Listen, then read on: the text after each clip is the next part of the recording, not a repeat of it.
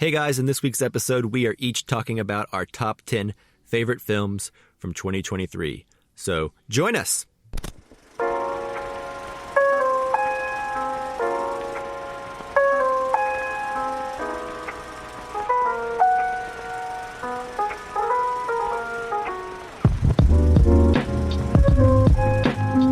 Hello and welcome to the Casual Cinecast, powered by Cinelinks, the show where we talk about the TV and movies we've been watching, as well as do a deep dive review of a current movie or a classic film from the Criterion Collection, as voted on by the listener via X/Twitter.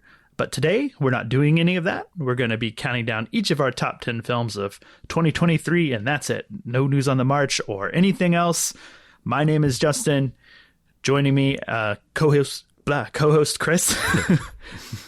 That's like a weird tongue twister. Yeah. Co-host Chris. I don't know why. Maybe it's not a tongue twister, but say it 5 times fast. I dare you. How are you, Chris? I'm doing well. Thinking about changing my name to co-host Chris, just right now in the moment. Okay. Well, I will never refer to you as anything else. And also with us, you just heard him laugh, co-host Mike. I'm not going to call you that forever, though. It's just that's okay. True. I can't change my name to that because now it wouldn't be original at all. Yeah, and the alliteration's not really there as it is with co-host. It doesn't have the same ring. Doesn't roll off the tongue the same way. I thought about when I was thinking about that for alliteration, I was going to call you MC Mike, but then I think maybe technically MC starts with an E, but it has the right sound, but it's also maybe confusing. I don't know. Yeah, that's all right. I think you pulled off it. I think no one will notice. Yeah, we're good. Yeah. Other than my inability to say co-host Chris fluidly at the beginning, I pulled it off flawlessly. Yeah. Nailed it swimmingly. All right. We have a lot to talk about. It's probably going to be a long show. I say we just get straight into the countdown. Yes? Let's do it. Absolutely. All right, here we go. No reason to delay. No, I guess Rosebud is just a piece in a jigsaw puzzle. Any more cigarettes you got up there? I'll tell you all about it. Things are going to start happening to me now. And here we go. All right, Justin, why don't you kick us off with your number 10 top 10 film of the year? Yeah, absolutely. My number 10 film is a film that was actually on, I think it was my most anticipated films of 2023 from like the beginning of the year. And it's not often, I guess, or that those movies really end up being in your favorite, you know, like sometimes you get disappointed and sometimes movies get delayed, or sometimes like you're not always aware of like those like award movies. So without further ado, I'm going to talk about Sofia Coppola's Priscilla, my number 10. Ooh. Do you guys have this on your list? Do you guys have anything else to say about this? I do not. I might have some things to say about it. We should table the conversation for now. All right, we'll hold on there. And for the listener, that's just kind of what we'll do. If we hit any films early, we'll just kind of hold off so we can kind of discuss the film once everybody has had an opportunity to list it that wants to. So yeah, that was my number 10, Priscilla. Moving on, Chris, what's your number 10? All right, so my number 10 is a movie that I am fairly confident is not on either one of your lists. My number 10 oftentimes is like a weird and wacky movie. For those that you remember, Timekeepers of Eternity was one time I had my number 10 list, which was Langelier's remake, but he like Xeroxed the whole movie and redid it, which for the record, I don't think at the time you could actually watch it, but now it is available on Vimeo. So if you want to watch it, go watch Timekeepers of Eternity on Vimeo. But that is not my movie. My number 10 movie is Riddle of Fire, which I saw at Fantastic Fest. And so the release date is 2023, according to Letterboxd and everything else. I don't know that it's actually quite available yet. But what I would say is this movie is quite wonderful. It's like Goonies meets... It's Goonies, but with this weird, like... The kids are actually, like... playing and having a good time. It's not like they're making a movie.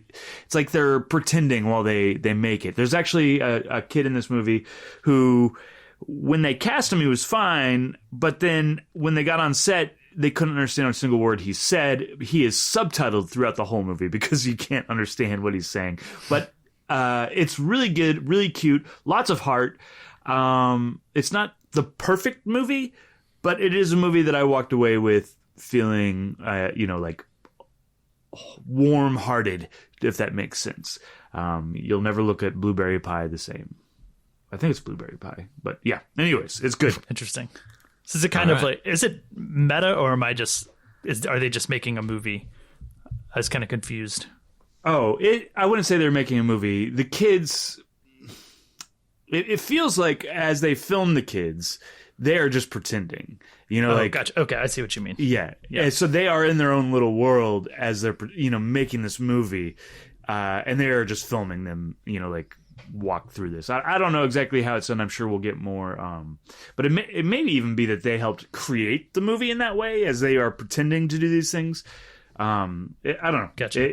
It's really interesting. I look forward to talking to the two of you about it. So yeah, we'll keep an eye out. Yeah. Mike, what is your number 10? All right. So my number 10 film is a movie that we recently recorded an episode about, and it is May December by Todd Haynes. Does anyone else have anything to say? Should we table the conversation for now, or can I keep going? I think tabling it would be good. Okay. Long as you think so.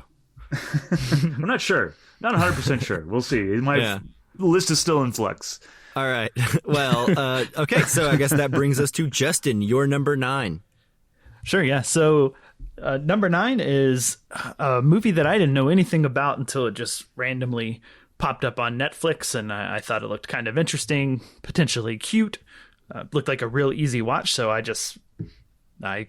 put it on one day and not really expecting too much, and was really pleasantly surprised at,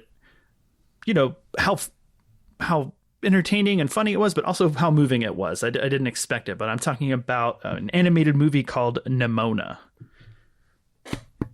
So do either of you guys have anything you want to say later, or should I keep going? No, keep going for now. Keep going. Yeah. Okay, cool. This movie is it's about a night. There's like this town in the middle of like mountains. It's kind of like a cross between, fantasy, like medieval, but it's also very modern. People have cell phones and social media, and basically this town has a group of knights. One of the knights is getting ready to be or knights in training, I guess, is getting ready to be accepted into the knighthood, and at his knighthood ceremony, it is made to look like he kills the queen. He has to go on the run, and then he encounters this girl who is named Nimona, and she kind of worships him, thinking he's a murderer and killed the queen, and she loves him for it. But he wants to prove his innocence, and that's the premise of the movie. I think it's really funny. It moved me more than I thought it would. It got me teared up, and I guess because I hadn't heard anything about this, and it coming straight to Netflix, I really didn't expect that. So in some ways, this movie had a unexpected impact on me, and maybe that like biases me a little bit more towards it. Or makes me think a little bit more of it. But maybe that it's worth, because I don't know. Serendipity of like coming across something that you didn't know was going to be awesome, and it wasn't on your radar at all. That like exactly. That's such a cool feeling. Yeah. So this very much checks that box. I'm sure it's not a perfect movie, and I'm sure you could critique it, but I just kind of love it. Have you guys seen this? Yeah, I saw this movie at your recommendation and thought it was very good. Yeah, I thoroughly enjoyed it. It's got Riz Ahmed as the voice, correct? And then correct, Chloe Grace Moritz. Yeah, I don't know. Who is also great. Really cool, unique world. A lot of cool world building, cool animation. Yeah, you can tell they don't quite have the animation budget of like a Spider-Verse movie. Sure, but it's in that. No one does. Not many animated films do, but it's in that world of doing something interesting and relatively unique and modern with the animation, and not looking like a Pixar movie like Elemental or something that looks a bit standard. Yeah. So I appreciate that too. I think that this would be, it's not in my top 10, but it's like top 15. Yeah. You know, like, I really liked it. Well, this isn't really a Netflix bashing, but like, I feel like this could have been a much bigger movie or made a much bigger cultural impact if it didn't get put on Netflix, you know, like just randomly. If or had any kind of advertising budget behind it. Or made it into the theaters. I think it would have done really well in the theaters. Like, I mean, there might have been cries of some wokeness from some undesirables if it got more attention, though. You know what I mean? That's true. Oh, sure. But yeah. I don't care about that. Yeah, I don't care about that either. But I don't know how it would if have I'm trying to sell the movie, maybe I don't want that. I hear you. And maybe that's true, but I really did enjoy this movie. Justin, you're right. The world building is pretty great. And the character building. I think that there is some fun stuff in here. Good set pieces. Yeah, I agree. Yeah. I think that people getting upset about it, I mean, it's partially the reason why I think it is probably a shame that it didn't get a wider view, because it does have some good stuff to say that I think, you know, maybe roughly half the population needs to hear. Right. So, I agree. You know, it's weird to me that Netflix doesn't at least put things in some theaters. Like, I know they do for awards purposes, so they'll give it like an extremely limited run, like The Killer got earlier this year. But I don't know. It feels like that's just leaving money on the table. I don't understand it. And even if it's really limited, like, it would generate some word of mouth so more people would watch your thing when it actually hits Netflix, you know? Sure. And I think, well, there's a whole, you know, we could dive down this hole, but like, I think we saw with Five Nights at Freddy's earlier this year, like, it was released online at the same time as in the theaters, and it did really well in the theaters, you know, like, and then it did even better on the streaming service. So, you know, like, I think releasing something in a theater will guarantee you doing well on streaming. So anyways, it's a whole other thing. Yeah, it's probably a conversation for a different day. We have lots of other movies to talk about, though, so we'll leave Nimona there and go back to co-host Chris. What's your number 9? My number 9 is a movie that I think we've kind of had a little like give and take. And I know that I haven't liked all the movies in this series necessarily. I probably did myself a disservice because I watched them all on a weekend, and it did seem somewhat repetitive, but this movie was worth it for the staircase scene alone. My number 9 movie is John Wick 4. Oh, wow. Yeah, is that in anybody else's list? No, keep going. It is not. Yeah, keep going. Not the film I expected you to say based on that introduction, but it makes sense. Yeah. I love the way this movie looks and the way the action, the set pieces, the story is gobbledygook, right? I don't understand how any of the story works or how this world works, but I don't care. Not one bit. If the action is as good as this, you know, like, there's the roundabout sequence, he fights up the stairs, and then he falls down them all. Spoiler alert, he falls down all of them, and he has to fight his way back up, and it's just, there's this joy in watching this kung fu, this dance, you know, to me. And I think at the time, The Sound of Music is like a close tie to this movie. I don't think we get dance movies anymore. I think we get action movies or kung fu movies, which is essentially, you know, a dance movie, because it's just so well choreographed and then so well shot. So there's a sequence with a dragon gun where it shoots fire and it looks like a video game at some point, and you're just like, There's like a blind swordsman, you know, in this movie. There's so much stuff going on. I really enjoyed it. I had a great time at the movie theater with this. So, yeah, that's where I kind of stand on this. What did you guys think? And how do you guys feel about it being number 9? Yeah, I would say, a very minimal fan of John Wick. I liked the first one pretty well. I found the second one to be okay, and the third one to not bring enough newness to the table. I think John Wick Chapter 4 is the best one since the first one. I really enjoyed it. I had a good time with it. I don't care about anything that's happening, but that's Sure. not really the point. You know, it's like you said, it's beautifully filmed, beautifully shot. And just like it's great in the same way that I enjoyed stuff like The Raid or The Raid 2 or, you know, stuff where the story doesn't really matter. Right. Yeah. Just like well-filmed action.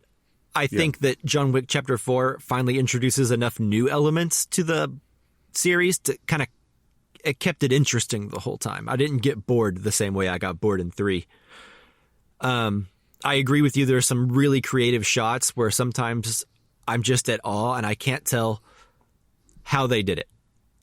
Sure. Like to this day, you know, I haven't watched any behind the scenes stuff. I have no idea how they filmed some of that stuff in like the last act of John Wick 4. So anyway, yeah, it's a lot of fun. It didn't make my like top of the year list, but yeah, it's a solid action movie. It's just not something that I will probably revisit, at least until the inevitable John Wick Chapter 5 comes out, hopefully years down the road.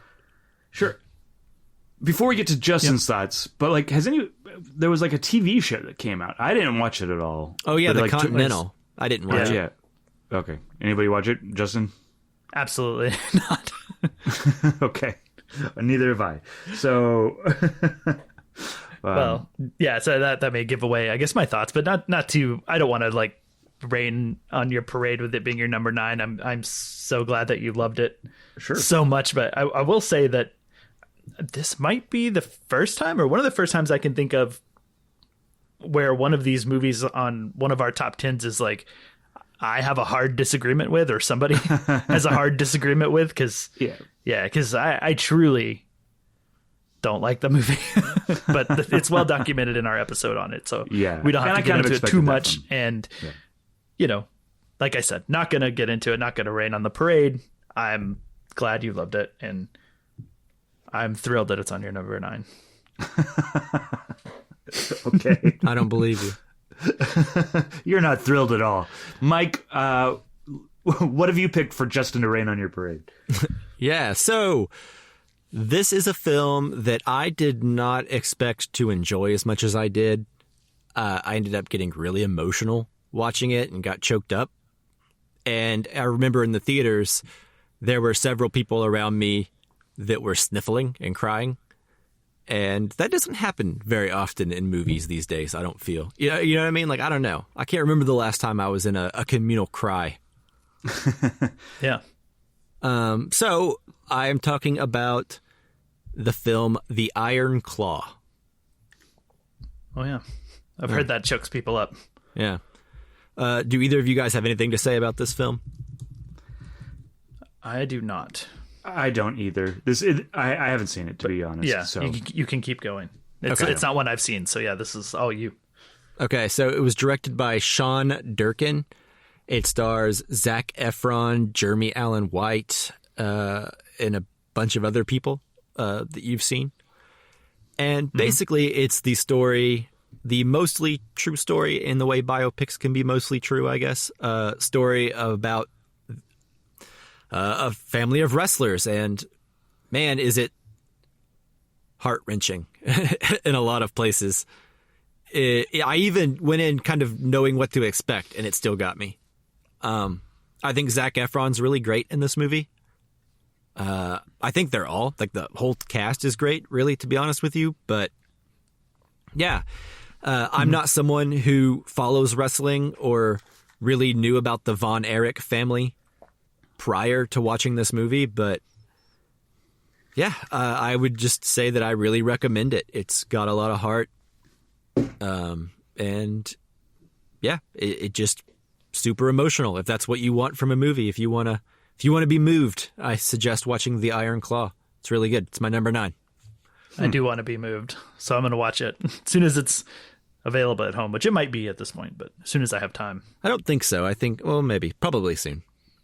Yeah. It might be on, like, you could rent it for like $20 or whatever. Right. At most. Yeah. Okay. So, Justin, your number 8. Yeah. So, my number 8 is a movie that got delayed and finally came out this year. So, there was a lot of anticipation around it. And I think one of the reasons that it made my list is because it lived up to the anticipation, right? Lived up to the expectations and the hype. And yeah, I was skeptical, right? It's a long movie, it's a drama, and I don't know, I just wasn't sure that it was going to be as entertaining as it was. And entertaining is maybe not the right word, but like as engrossing, I guess is a better word. But I'm talking about Martin Scorsese's Killers of the Flower Moon. And do either of you have anything you want to say? Maybe later. Yeah, let's table this for a second. Okay, cool. Well, that's what I thought. We'll leave it there. Chris, you're number 8. My number 8. It'll be interesting to see if you guys have this, but like this, I was also extremely skeptical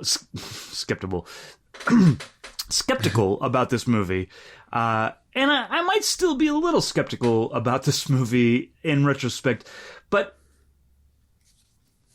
it's Barbie, and do either one of you guys have this a little bit later? Yeah, we can table. We can pause for now. Okay. All right. Well, I liked it. But Mike, what is your number 8? All right. My number 8 is a film that I recently saw on Netflix. It was directed by someone who I'm rooting for, but I didn't really like their last outing.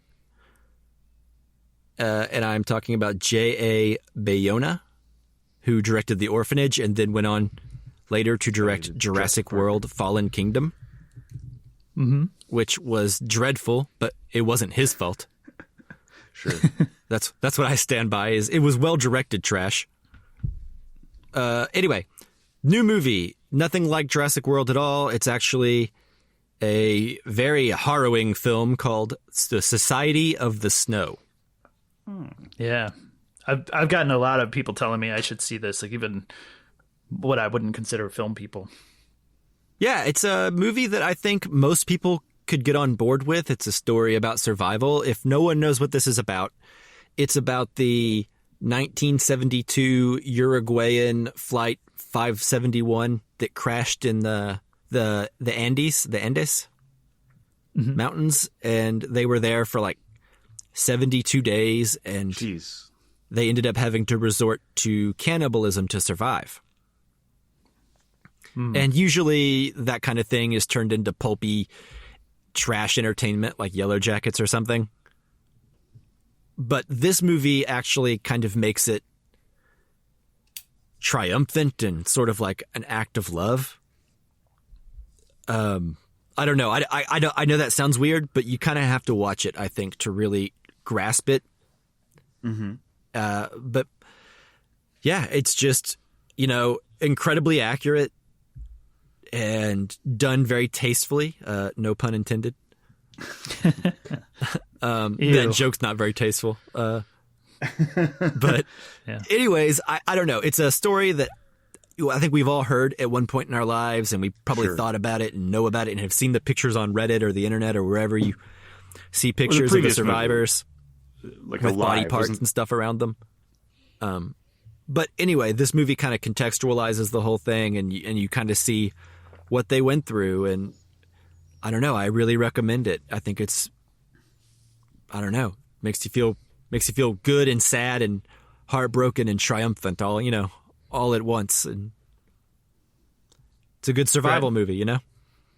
It's like what humans are capable of, not in like the evil way, but just like how we can survive and right, like crashing in an environment where there's absolutely just nothing but desolation around you, just snow and rocks, and like there's not even any plants to chew on, there's not any animals, nothing can survive up there, and you're miles from anything you recognize with no snowshoes, yeah, and like an afternoon's worth of food because no one thought that they would be crashing, so no one even packed any food, so it's just it's just like a very harrowing, terrifying, and yeah, I don't know. Yeah. It's just good. It's just a good, well-made, solid movie. Should I watch it just in case this ever happens to me? Yeah, I think so. It's like just in case. You should have this knowledge in your back pocket. It's all the reason I need. Yeah. Justin does watch a lot of soccer. Yeah, so. And he does fly planes over mountains all the time. Yeah. Yeah. You got to stop that. Every weekend. All right, so that's my number 8. Just Society of the Snow, which not the strongest title, I don't think, but whatever. Yeah. I guess Uruguayan Flight 557 would have been too on the nose, maybe. Maybe. Anyways, number 7, Justin. Yeah, so this one is going to be the second animated film on my top 10 this year. And this might be the first year that 2 animated movies have been on there. I'm not sure. That sounds right to me. In all the years we've been doing this show, I don't think that's ever happened. I think so. Not that that really means anything. It's just a fact. Yeah. But this movie, and it's a sequel to a film that I know was on my list the year that it came out, but it was the sequel to Into the Spider-Verse, which is Spider-Man Across the Spider-Verse. I love this movie. Do you guys have anything you want to add or say or keep me from saying? I do not. Well, you know what? My also number 7 is Into the Spider-Verse. So this is perfect timing to Across the Spider-Verse. Right. Yeah. Into the Spider-Verse was the original, right? Do I have that right or am I mixed up? It's Across. That's what I thought. Okay, cool. What did I say? Into the Spider-Verse? You said into, but that was so the confusing. first one. But anyways, yeah. Okay, good time to get into this one then. I guess since I originally brought it up, I'll just say really quickly that, this one, obviously the animation has been groundbreaking since the first one. I think they, took it and one-upped themselves on this one, so it's just endlessly entertaining to just look at and probably overwhelming to look at, which is makes it prime for repeat viewing just to catch everything. It's probably impossible. That's how full this film feels, but it's also not just eye candy. It's very moving. It's a very neat story. I don't know if anyone's out there feeling sort of multiverse fatigue. I've heard tale of that here and there, but I think this film is doing it really well and doing some really fun, cool stuff with the multiverse as the first one did. And yeah, I think more than anything, I'm always impressed with just how attached to the characters I get in this film. Despite all the spectacle, it knows how to make it about the small stuff. About, even though you have Spider-Man, you have his relationship with his parents on a human level, and his relationship with the girl in the movie, right? So it really knows how to get the human emotion across in these stories, which I think it does it better than most every other superhero movie that I can think of. So those are the reasons I love it. Chris, why is it yours? Yeah, a lot of the same reasons that you said. I think the reason it's in my top 10 is because of the relationships between the parents.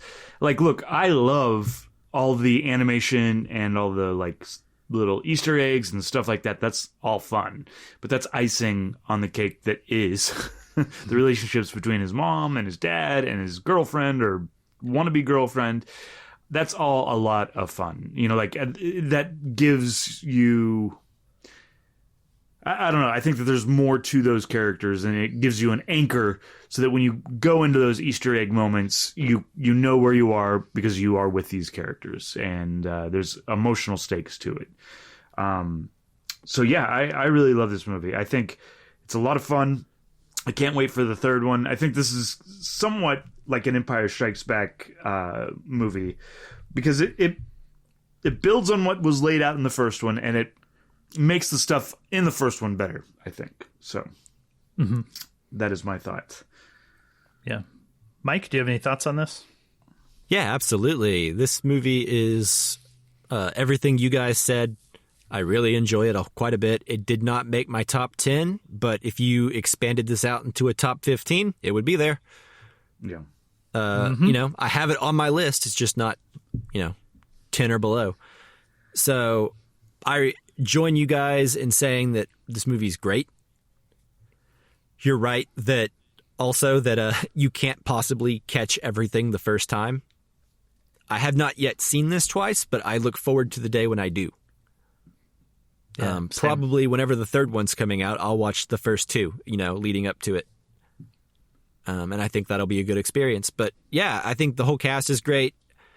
You're right, Chris, that when I think of this movie, I don't think of all the cool Spider-Men and spider things. I think of Miles' dad and Miles' mom. And I hope they're okay. The rooftop. You know what I mean? Yeah. I know they're worried about their kid. And, and like that relationship is so vivid and good. And like a lot of times in superhero movies or whatever, the characters that are constantly like the foil to the action that the character has to like dance around and hide things from are usually like not fun. Sure. You know what I mean? And like they're not likable, and you're just like, God, get to the fun stuff. Who cares about this character that's trying to stop you from doing the superhero action? But here in the movie and Across the Spider-Verse and Into the Spider-Verse as well, you care about that. Like I want Miles to like talk to his dad and let him know that he loves his dad, like he's trying so hard out there. Yeah. So yeah, I think the characters are all great. I think the movie's great. I'm really hoping that they can stick the landing with the third one, because if they can't, it would really sour this one since it ends on such a cliffhanger, Yeah. I have faith based on the first two that they will. But yeah, it's definitely, that's the caveat, is that it's a part one of two. So yeah, if it wasn't, if it was a self-contained movie, it might be on my top 10 also, I feel it is mostly self-contained. I feel like we got like 10 minutes of the next movie in here, like I think everything is wrapped up. Yeah.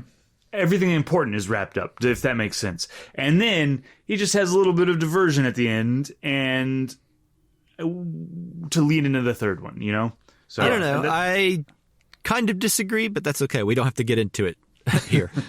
Yeah. And I do want to say too that everything we're talking about with Miles and his family, I think this movie adds in, is it Gwen Stacy? I don't know if that's her name. Is it? Yeah, the spider. Stacy. Yeah. The Spider. She goes by Spider Gwen, which is a stupid Spider-Gwen. spider nickname.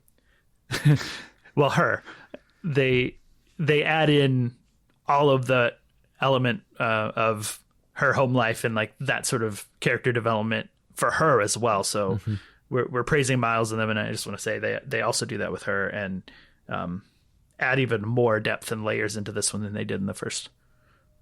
Yeah. Yeah, agreed. More And Haley it all Steinfeld is usually a good thing.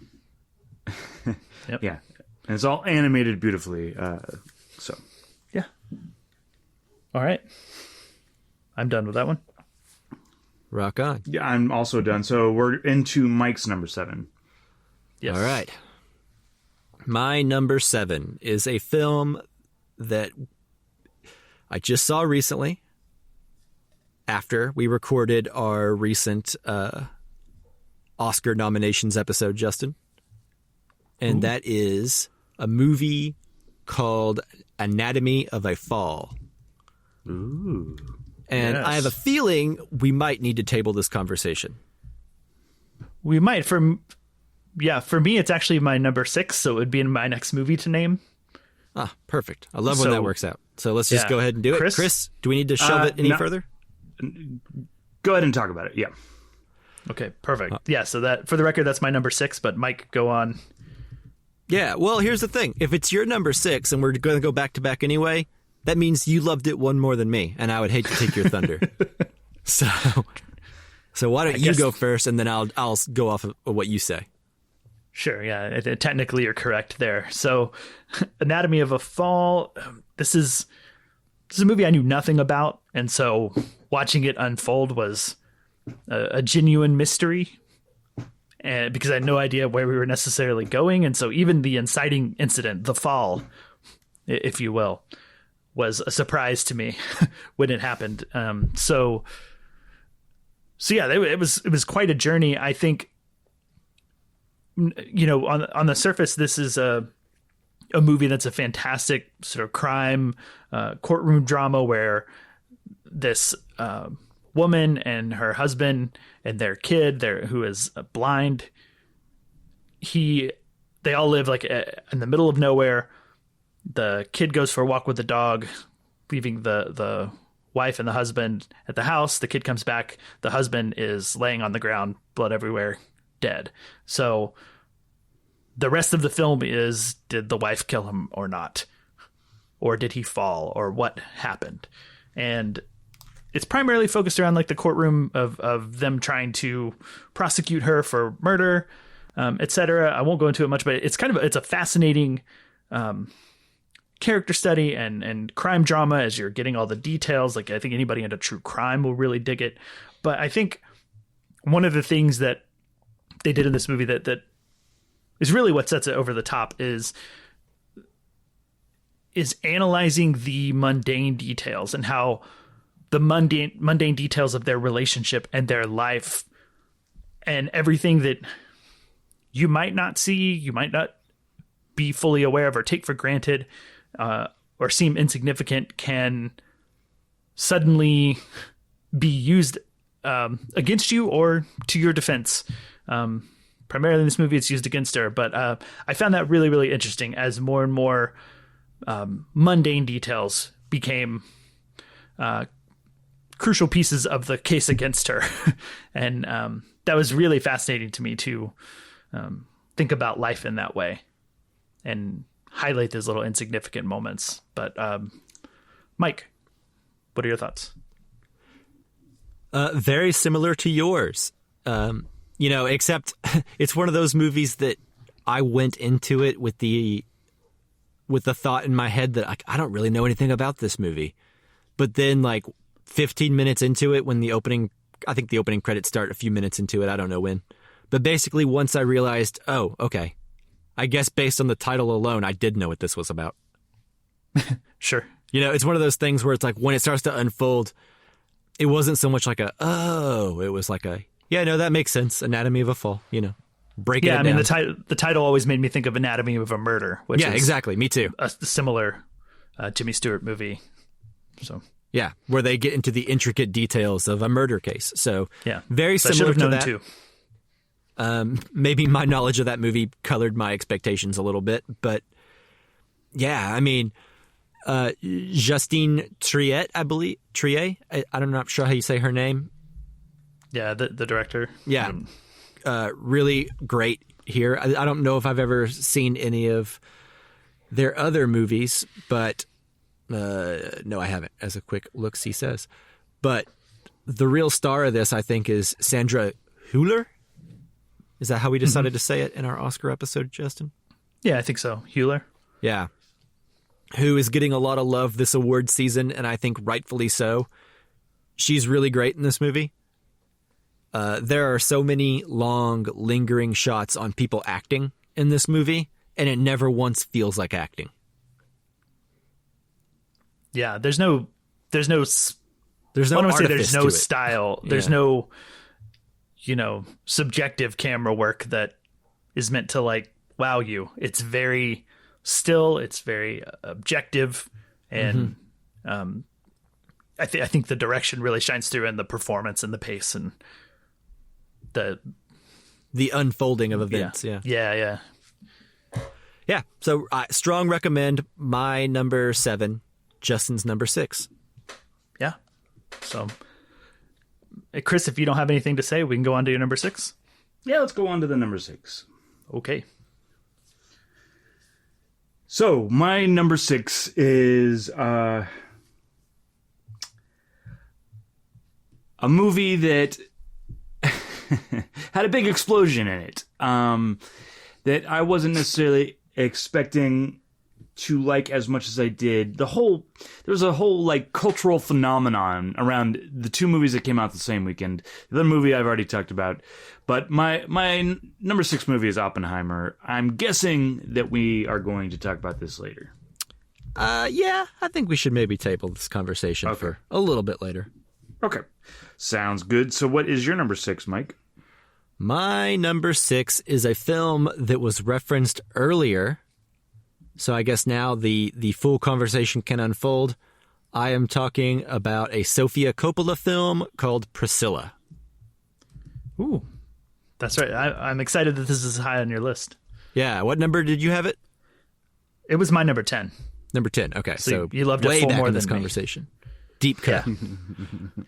Yeah. Yeah. So since I liked it, I guess 4 more than you, I will go first. Yeah, please.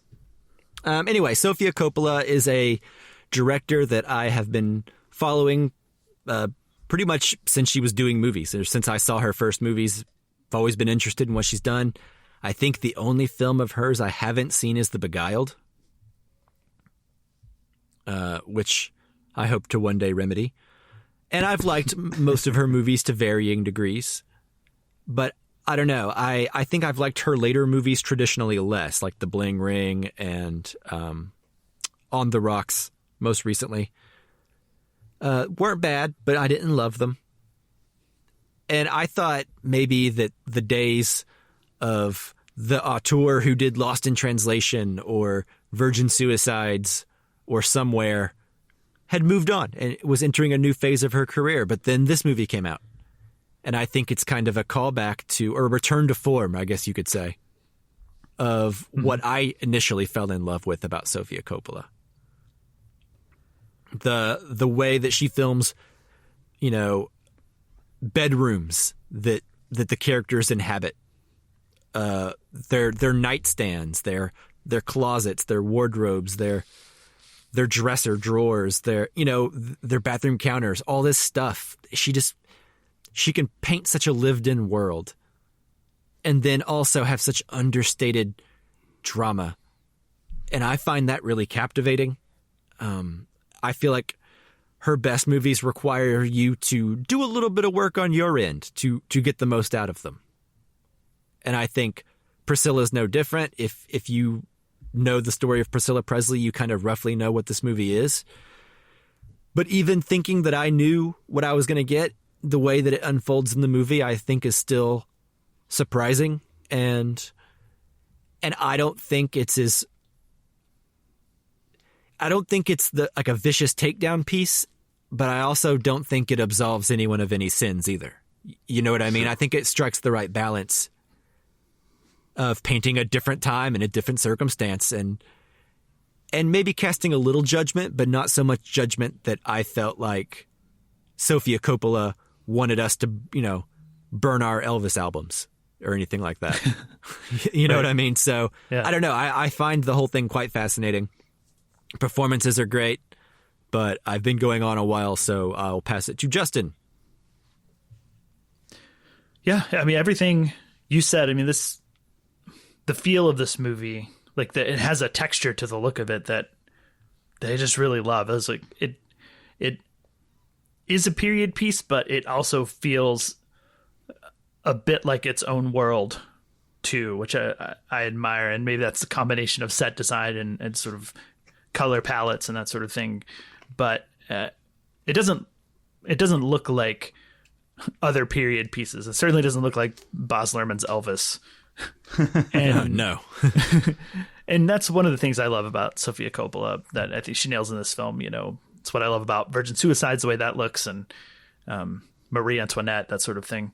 I love when a movie makes me, consider things differently, because I think Elvis is such an iconic figure in pop culture that it's really easy to just have that image of him, the one that Baz Luhrmann's Elvis paints of him. And I don't want to compare too much the two because they're very different, but just that image of him as the rock and roll legend, and that's it. And that's where it ends for a lot of people, myself included. So I've never really dove deep into Elvis's history or Elvis and Priscilla, their relationship or anything like that. So to me, to your point, Mike, it's not necessarily a takedown, but I found it to be, challenging of my view of Elvis and making me think differently, and see him as more than just more than just the guy that everybody loves his music for, right? And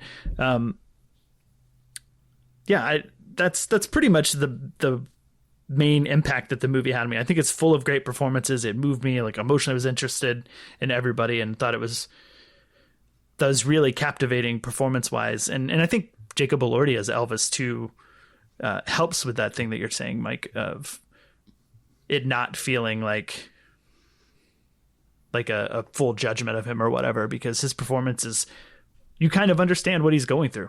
And I think the movie is, somewhat concerned with telling that side of the story. So it's not just a look how terrible Elvis was. But to some extent it did kind of function that way for me. And yeah, I guess with me, it was, I guess through just osmosis and pop culture in general. And I guess being around Elvis a lot as I was growing up and my family kind of just all loving Elvis, I guess I just knew all this already to some degree. Like, I knew about some of the worst things that he did. And in my brain, whenever they occurred in the movie, I was like, oh, that wasn't as bad as I always envisioned it. So I always pictured it worse. Not that it's, a lot of the stuff that happens in that movie's bad, especially by today's standards, very bad. Yeah. But I don't know. I felt like, it was written by Priscilla Presley, and I don't think that the book was it's her experience. It's not necessarily like a condemnation. It's just, it is what it is, Yeah. And I think the movie looks at it that way, which is like warts and all, but also gives you enough humanity to where you're like, I mean, I see people floundering here. I see them flailing and trying to reach out for something, but I don't think these characters or these people are capable of it or have the capacity to do it. And it's kind of like a sad train wreck in slow motion, this movie, but with a lot of texture and interesting pacing and good performances. And I don't know, but yeah, it's good. I'm glad you know those things about Elvis now. Complicated figure. Yeah. Like, I don't even think I was aware that Priscilla was like a teenager when they started dating. I didn't realize she was that young. Yeah. So the actress does a really good job of going through the high school to whatever age she ends up being at the end of the movie. Yeah. The makeup department, I suppose. Yeah. Great casting there. Yeah. Yeah. I think the other thing, this isn't on my top 10 list, but the one thing that strikes me about this movie is just how much, and it's not even that he dated her when she was underage, but it was when he did finally have her, does that make sense? Like, she was just a piece of the furniture. She was stuck in these rooms, just waiting for Elvis to come back. And she was just a part of the room, like, that's what sticks with me when I think about Priscilla. So, yeah, I really like this movie too. Yeah. All right. Cool. So that was my number 6. So Justin, your number 5. All right. My number 5 is, I think the most recent movie on my list that I've seen, and the last movie I saw in theaters, and it was again a movie I knew nothing about other than it had some cool visuals in the trailer. But this is Yorgos Lanthimos's Poor Things, and do I need to stop there? Yeah, maybe table it for now. Okay. I will do that and give it back to co-host Chris, bringing it back. Co-host Chris is coming up with your number 5. Number 5. All right, top 5, guys. My number 5, I don't know if you guys will have this on the list or not, but is about a hitman. And unfortunately, I watched this on Netflix, but there is sound design that is really well done, I think, in this movie. It's called The Killer. Should I continue, or are we going to talk about go ahead. Yeah? Yeah, go on. Okay, awesome. So I just loved in a lot of the same way that Priscilla was really good, but like just the, what do you call it? Like the everyday walkthrough that the killer has to go through to be a hitman, and the mundanity of being a hitman, and screwing up and having to deal with that. I just really enjoyed the performance from Fassbender. Michael Fassbender, and I thought. I don't know. I really like this movie. I would have thought that it would have been on you guys' Mike's in particular top 10, but I just really enjoyed there was like a thrilling element to this when he screws up the hit and he's got to go on the run, and the paranoia that everybody is after him, even though maybe not everybody's after him or nobody's after him. I don't know. I just really enjoyed this movie, and what did you guys think? Yeah. I'm right there with you. I really enjoyed this movie. It's not on my top 10, as you said, but if there were less good movies this year, maybe it could have been easily, Yeah. I think it's really good. I enjoyed it more than I enjoyed Mank by Fincher most recently. Sure. But even Mank, I think I need to check out again because I feel like there's a lot there to unpack. With The Killer, you kind of touched on this, and I think what I enjoy about this movie so much is there are two movies playing out. There's the movie that's in the killer's head. Yeah. And then the movie that we're watching. Sure. And I think that's a source of a lot of really dry wit and humor throughout the movie. If you watch it with that lens. What were you going to say? Yeah, there's an amusement that happens because he's trying to convince you of the movie that we're watching his movie. Does that make sense? Yeah. As opposed to, go ahead. Like, he thinks he is John Wick. Yeah. Right? And instead we're watching, a guy, deal with a problem, but you could tell in his own head, it's pretty cool. He thinks he's really cool. Right. And I don't know. I think that's Fincher kind of playing with the audience a little bit. But yeah, good movie. Good to see Michael Fassbender, back in movies this year. I feel like he disappeared for a while. Yeah, agreed. He did. He was racing cars. Yeah. Yeah, this might be on my list if I had watched it a second time because, to Mike's point, the two different movies, I certainly watched it the first time primarily through the lens of the movie that's in his head. The movie that he imagines himself in, which is to be expected, but a movie that I've seen before and I felt like I'd seen before.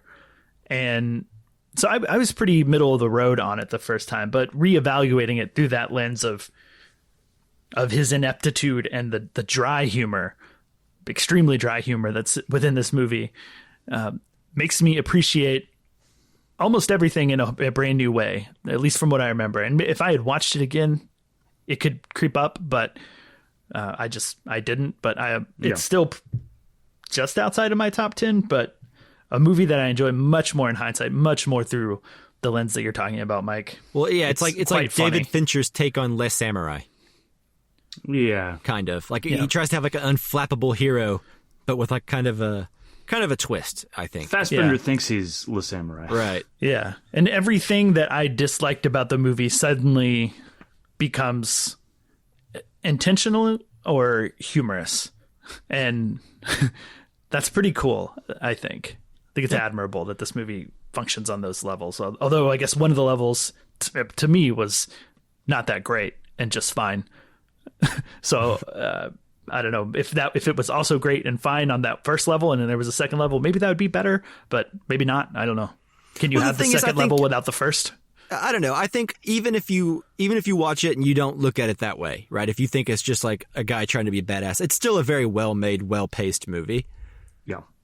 I think it's just, what are you looking for out of a movie? And I think this movie, even if you view it as like, he thinks he's awesome and he's really not that awesome, or he's messing up a lot. I think even then, I think it's one of those movies where it's so slight in a lot of ways that I think a lot of people probably, like, unless you're a movie nerd, I can't imagine watching that movie and like not feeling a little bored by it. I don't know. You know what I mean? Well, the first, what is it, like 20 minutes is just him like talking about hunting down. It's pretty boring, the first 20 minutes. But because there's no action that happens, you know, like he's just him talking about going to McDonald's and taking off the bread of his burger or whatever. Yeah. Well, there's hardly any action in the whole movie. Yeah. But there is like, there's, when you're watching it, there's like, oh, well, there's like Mike says, there's like these two movies, or there's the juxtaposition of these two things that are happening. And that is fun. And then even just like the Tilda Swinton role is so much fun as well, you know, and like, I don't know, I just really enjoyed this movie. Yeah, and there's a little bit of commentary on like modern society, where like he's like this killer who like eats McDonald's and uses Amazon to buy his tools. You know what I mean? Like, yeah. So that was probably the most interesting thing on my first watch, was that part of it. Because otherwise, I feel like if you're just watching this movie for an entertaining hitman story, that there's better options, and this one just seemed pretty by the numbers for me. I think it works. Which in the end is probably intentional, but if you don't get to that end, I guess. I mean, I could see I don't how know. you watch I would it say like it's maybe by the numbers for something like Le Samurai, but I feel like the version of this movie that I get the impression that like you're stating it is something more akin to like John Wick. Yeah, I feel like we don't get the movie. slow hitman movie anymore. That's a bygone era. So I feel like maybe it's only super familiar if you've seen a lot of like Melville. Yeah, maybe so. You know what I mean? Like I don't think it would be like old territory to like just anybody.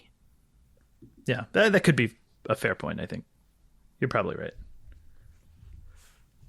Okay, so that was The Killer was my number 5. Mike, what's your number 5? All right, so my number 5 is a film that I saw very recently. So it may be a little high on the list for newness, but I don't know. I can't get it out of my brain, and that movie is The Zone of Interest. Ooh. I have not seen this one yet. Yeah, neither have I. Yes. So you can go on. But it's within my zone of interest to find out what you think. Yeah. You made that joke earlier, and I'm glad you got to make it here again. Yeah, I can make it on the podcast. It's too good. There's it's just millions of people that listen to this podcast that haven't heard it. All right. Anyways, so this is a film by Jonathan Glazer. It is about, let's see, how best to describe. It is about the family who lives. It's the family of the officer who runs Auschwitz. Okay. And they have a little house, a nice little family, luxurious 2-story, you know, great middle-class living house, kind of upper middle class, right next to the concentration camp. The wall is literally like in their backyard. There's like a 20-foot wall with like barbed wire, and the camp is on the other side of that wall. And it's during the war, and you can just basically, you kind of just follow the family throughout their day-to-day lives. The wife, the children, and primarily the husband, who is the officer in charge of running this camp, basically. And he is Rudolf Haas, which is a real-life officer who actually had that job. And it's sort of about kind of like a slice of life drama while atrocities are happening in the background that we can hear throughout the whole movie. It's like this dude doing his job, trying to figure out how best to please his superiors and get a promotion, and talk about how to figure out problems at work. But those problems are how best to kill lots and lots of people, and what kind of chamber is the best way to most effectively burn the most amount of people a day. And sounds like a fun one. Yeah. And so like throughout the movie, like, you know, he's dealing with work problems and it's treated very dryly, but the problems are atrocious, right? And like there's a section of the movie where like they might have to move, and his wife's just really upset because this house is just perfect. And, despite the noises and... Yeah, despite everything horrible around them. But she doesn't want to move. They've set up a life there. The kids are happy there. is there any way she could stay while he goes somewhere? You know, like, and trying to figure out these, you know, life problems that might sound familiar to everybody, but when you zoom out and look at the context around them, it's horrifying. And, you know, it's not necessarily doing anything you haven't seen in like a dozen Holocaust movies previously. But, right. But, you know, there's a reason that humans are fascinated with making movies about the Holocaust, and that's because humans are capable of horrible things. And I think as the world seems to crumble around us, I think we're starting to see that anything's possible. You know, we're not past any of this. Anything can happen again, you know? Yeah, so these movies having not seen it are depressing reminders. What? Having not seen it, it feels, you know, like that's kind of the point, is watching people live out their regular lives and maybe not feeling the gravity or understanding right from that wider context of what they're doing. It's just, it's normalized. Anything can be normalized and mundane. Yeah. Sure. Which is fascinating to me. Yeah. So high recommend. Really, really loved The Zone of Interest. Saw it with a pretty crowded theater, and it's all in German. So that was encouraging to see. Awesome. Sweet. Yeah. So that was my number 5. So number 4, Justin. All right. So number 4 is a movie that I just kind of heard about. I've heard, hey, this was good, so I watched it. I didn't look up anything about it, and just didn't really know where we were going, and so that made it unfold in a really fascinating, like, sort of interesting way. And it was a movie that ultimately made me reflect a lot on that feeling of what if and what might have been had things happened slightly differently. And I'll leave it there for now, but the film I'm talking about is Past Lives. Should I stop there? Yeah. Okay.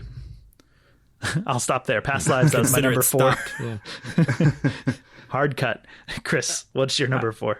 My number 4 has already been mentioned. We'll see if anybody else has it higher, but it is May December. Nope. No, I mentioned it previously as my number 10, but since it's there, it certainly can't be higher now. So proceed. Sure. Yeah, and it's all you. You're rearranging as we go. Yeah. So May December was a movie that I don't know that I liked it this much when I first watched it.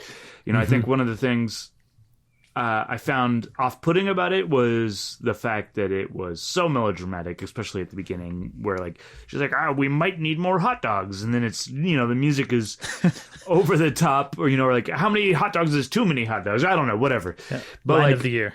Yeah. And it's just, the whole movie has kind of like sat with me, and I've thought more and more about it.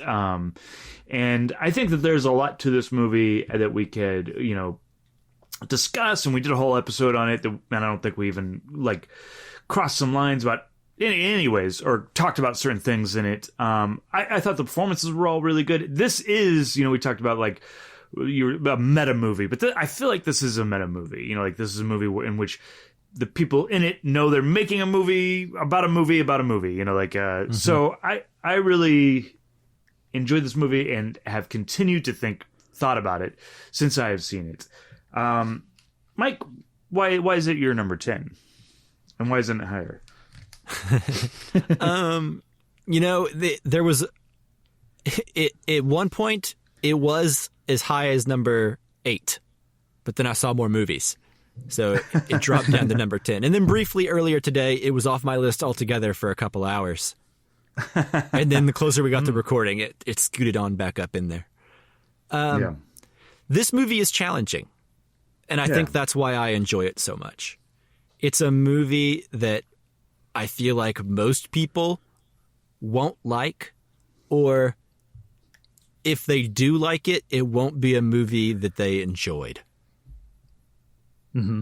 If that makes sense. I think there are not any particularly likable or good people in it, and I think sometimes that's hard to latch onto. There's one. There's one. At least. Yeah, but even every character makes bad decisions that I don't like throughout the movie, I guess. Sure. Or decisions that traditionally good people would not make, even the likable ones. So I think what this movie does is it challenges you, and it portrays characters that feel real. Even if the movie itself is like kind of melodramatic with its music cues and might seem over the top, what's not over the top is the shades of gray that everyone has. Sure. And I think they feel more real as, like, it almost tricks you into it because you feel like, oh, I know what type of movie I'm watching. And by the end of it, the characters feel much more real than they did at the very beginning. Yeah. Does that make sense? Yeah. And you have certain characters that you think you're on their side. And then as the movie progresses, you're like, I hate this person. Sure. This person sucks. And I don't know. I like movies that aren't afraid to not give you people to root for. Or movies that show you why you should maybe still care about people that do bad things. And then are also, you know, what good can come out of a horrible situation, and at what point do you become, you could be 30 and still not be mentally equipped to like make your own decisions about certain things. If you've been in a certain, I don't know, if you've been a victim of certain things. So anyway, there's just like an infinite number of roads you can go down with this movie that I think are great. Yeah, agreed. Yeah, it was just outside of my top 10 for all the reasons that you guys said and all of the different things that the movie has to offer, because it does have the, you know, the results of traumatic events, even if they maybe don't feel as traumatic because they happen so slowly over time. And the effect of on the people who are causing the trauma, or the people who should know better than to allow the trauma to continue to happen. Right. And then you also have the critique of our obsession with those sort of events and our, and by our, I mean society, not necessarily the three of us. Yeah. But I'm looking at you, Mike. The way that we, I'm going to say idolize, but romanticize, by making films and movies about them. And what kind of people does it take to make those movies and to dive into like that subject matter and portray that? And how does it affect the people that were involved when these things happen? Like it has so much going on, everything you guys said, and then that. And so it's worthwhile of being on any top list, in my opinion. And it just barely did not make mine. Yeah.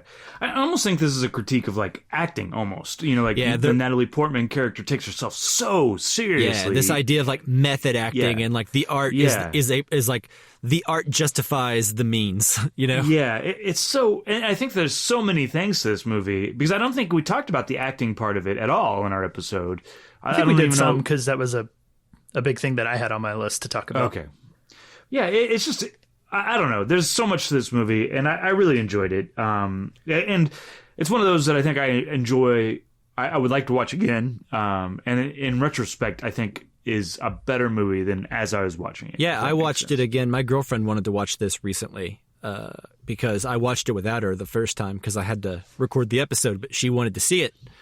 So I watched it again with her, and I still like it. So good. I'd like to rewatch it again. It reminds me of like this thing with like talking about method acting and how this movie kind of comments on it a little bit. I'm reminded of something that Robert Pattinson said in regards to method acting. I may have said this on the episode. I can't remember. But basically, he's like, you never hear about people method acting whenever they're being nice. It's always whenever they want to behave very badly. Sure. That method acting seems to be like so cool to them. Yeah, like if Tom Hanks was method acting Mr. Rogers Right. for that movie, it'd just be delightful. Yeah. He's just giving out gifts and talking with his puppets. Yeah, it's only whenever you want to behave like an asshole or like better than everyone else or whatever that you hear about method acting stories. Well, and that's why it gets its bad reputation. Is like it's an excuse to act badly, oftentimes. Yeah. So. Or that's when it comes to the surface because Tom Hanks method acting Mr. Rogers isn't a juicy story, right? That's true. And no one cares because it's just being nice. Yeah. So even if he did, we probably wouldn't know about it. It's fair. Although there are some stories of Daniel Day-Lewis playing Abraham Lincoln, but texting on his phone, like in character. That's not necessarily like. That's funny. And I think Daniel Day-Lewis is probably the one guy that like you don't hear any like horrible stories. He just method acts, like. Well, I think he wouldn't walk in My Left Foot or something like that, right? Like, didn't he have people carry him around? Yeah, that could be. Stuff. Not that that's that bad, but it's not that But great. that's what I do in my everyday life, anyways. So even though I can walk. Yeah, I do that when I'm feeling lazy. Yeah. Okay. I think we're moving on to Mike. What's your number 4? All right. My number 4 is a film that was referenced earlier. It is Killers of the Flower Moon. Oh, wow. Should we table it? Yeah, let's table it. All right, let's table it. I'm surprised that I have it the highest. Yeah. Wow. Wow. I'm not. Okay. Justin, what's your number 3? All right, number 3. This is a movie that has already been mentioned. It was mentioned by Chris. It was his number 8. As my number 3 is a part of the Barbenheimer, I guess the first half of the Barbenheimer phenomenon. My number 3 is Barbie. And I'm guessing we can talk about it. Yeah, I think. Proceed. Okay, so this is worth noting. This is the first time that a Greta Gerwig film has not been my number 1 movie of the year. Shocking. Bumped down 2 slots. Yeah, so she's slipping. Gotta watch out. But in all seriousness, Barbie, I was excited just because I've loved Greta Gerwig's other 2 films, Lady Bird and Little Women. So I was excited about this, but very skeptical, just not sure what to expect. And I kind of avoided the trailers just because I was already sold on it. And this movie, I think, surprised me in the sense of how it seemed to simultaneously do everything all at once, which is like make an entertaining movie that's funny, that's silly, that's a spectacle, and to have it say something so poignant and so needed and say it so well and in a way that I think maybe like 5 to 10 years ago I would have said, this, I know this, I understand this, and the movie's not saying anything new or saying something on such a rudimentary basic level that, I wish they would have been more nuanced or said it in a more creative way. But like, I'm convinced more and more these days that like we need things like this that are so simple and straightforward about what they're about and what messages they're putting across, even if, those messages are pretty simple. Mm-hmm. So I appreciate that it was both entertaining and had something to say and made me care about Barbie, made me care about Ken, made me care about America Ferrera's character and her daughter, and moved me to tears multiple times. This is probably the hardest that I cried during any movie this year, which I would have not expected about a Barbie movie. And I would have expected it for a Greta Gerwig movie, to be honest, but not a Barbie movie. So, yeah, I just, over the moon, even though that's not perfect, I'm over the moon about how this movie does so many things so well and kind of does everything that it does to the heights that it reaches, even if those heights aren't necessarily, Citizen Kane or something like that on all counts. It does a lot of things great. So that's where I'm at. Chris, we can go back to your thoughts since you didn't get to talk much earlier. Yeah, I agree with you with a lot of what you say. I think this movie fits into the theme of like May, December, and The Killer, where it's doing more things than one. Like it's both being a goofy movie and saying something really poignant, you know, like about what it means to be a woman and all the demands that society puts on you as a woman. You know, like I think there's a lot of cool stuff in here. I think there's a great performance by Ken, Ryan Gosling in here. Margot Robbie's really good. It's just a really fun movie that has something to say. You know, I think it would have been fun if it didn't have the thought behind it. Does that make sense? But it gives you, there's the America Ferrera speech that kind of sums everything up nice and tidy, but like, it does it really well. You know, like there's more to it. I don't know. There's just more to it than just being a Barbie movie. You know, it's a Barbie movie that's about women and what it means to be a woman. I really do enjoy that. So I think there's an empathy that it evokes, like as a male, like I generally kind of understand these things, but I think the empathy that it creates in me watching this movie, like I don't experience these things that this movie is talking about. And sure, I was moved to tears by that empathy that I felt. And that's like all the credit in the world to the movie and Greta Gerwig and the performances and writing and everything. Agreed. Yep. Mike, any thoughts? Yeah, this would be in a top 15 episode. It was in my top 10 for the longest time, and I was happy it was there. I wasn't looking to replace it. But then it's just the more stuff I saw, the more it just kind of slid down the list.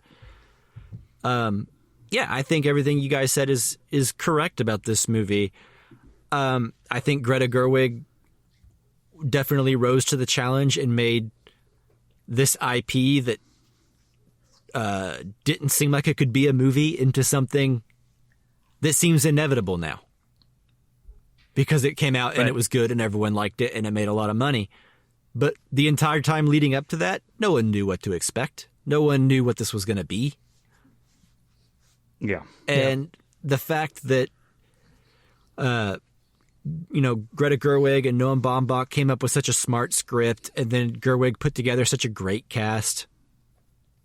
And, like you guys said, had really good messages that people need to hear spelled out for them, about equality and, taking for granted your place in society and taking for granted other people's places in society. And then it boils it down in such a way that is so digestible and humorous. I don't know. It's great that a movie like this came out and that it was a hit, and that, there wasn't some stupid, narrative to where like it didn't make a lot of money and then a bunch of incel YouTubers or whatever were dancing on its grave. You know what I mean? Like, I'm glad that this movie came out, and despite a bunch of neckbeards being upset about it and calling it anti-man or whatever, that it still went on to make like $1 billion. And that those people were ignored swiftly. I enjoy that. Yeah. So on top of it being a good movie, it's just it feels kind of nice. Yeah, exactly. Just a nice win. Yeah, exactly. That against that attitude. That people were receptive of it, and that people went out to see a movie that is very earnest and very hard on its sleeve and very I don't know, just sort of, it feels like a vulnerable type movie that could be easy to pick on if people weren't into it, if the zeitgeist had gone a different way, Mm-hmm. And I enjoy that a movie, did this, that they used Mattel's money to create this. I really enjoy that. Mm-hmm. Yeah, I hope we can still say this when Barbie 16 is out. It's like rebooted. Yeah, let's live in this time right now before Barbie 2 happens, where it's just this nice thing. And it inspires the Polly Pockets of this world. That was the movie I think I remember hearing was greenlit after. If we get a Polly Pocket, then I want a Mighty Max movie. You guys remember Mighty Max? Mighty Max, I do. Yes. I remember that cartoon in the 90s was so good. It was Polly Pocket and Mighty Max was the Barbenheimer of its day. Yeah. Let's get a Mighty Max movie up in here. Yeah. Yeah. All right. Okay. Well, that's my number 3, Barbie. Chris, on to your number 3. My number 3, I would suspect, is probably on some other people's lists. It is Beau is Afraid. Yeah, you can pause. Okay. We'll pause there. Mike, what is your number 3? My number 3 is a film that I believe was referenced earlier. It is Oppenheimer, directed by one Christopher Nolan. Yeah. Go on. All right. All right. So, Oppenheimer, this is a film that I wasn't really looking forward to one way or the other. I like Christopher Nolan. For the most part, I didn't really care for Dark Knight Rises that much. I'm one of the people that don't really like Interstellar that much. I think there's moments of greatness in Interstellar. Mm-hmm. And then it doesn't really culminate in a movie that I want to watch again, I guess. And then Tenet, I was pretty mixed on, but I will admit that I need to see that one again. Like I'm sure most people do when they see that movie. You gotta watch it backwards next time. Right. But so anyways, I don't know. Christopher Nolan, he's a guy that he makes big budget movies and he swings for the fences and he assumes his audience is smart. And I really appreciate that. I think that's easy to forget because he comes out with movies and they're usually consistently pretty good and he's kind of mainstream. So it's kind of easy to overlook him. And then something like Oppenheimer can sneak up on me. Because I thought that Christopher Nolan's best movies were behind him. Mm-hmm. I didn't think he was going to put out bad movies necessarily going forward, but I didn't know that he had something like Oppenheimer left in the chamber, something very kind of straightforward, but still told in a non-linear way. Well, I guess I forgot about Dunkirk. I think Dunkirk's pretty great, but sure. Yeah, but anyway, basically Oppenheimer is just a film that it seemed pretty straightforward, but it's told in such an artful way, and it's never boring. It's people talking in rooms. It's 2.5 hours of that, or 3 hours. I can't remember how long it is now, but I still look back on that movie all the time and think about watching it again. Think about all the different performances. Mm-hmm. There's Casey Affleck has one scene in that movie, and I think about it all the time. There's lots of parts like that are just so good, and then it comes together to make up something, and it's sort of it's all great pieces, and then kind of makes up something that's greater than the sum of all those pieces, also.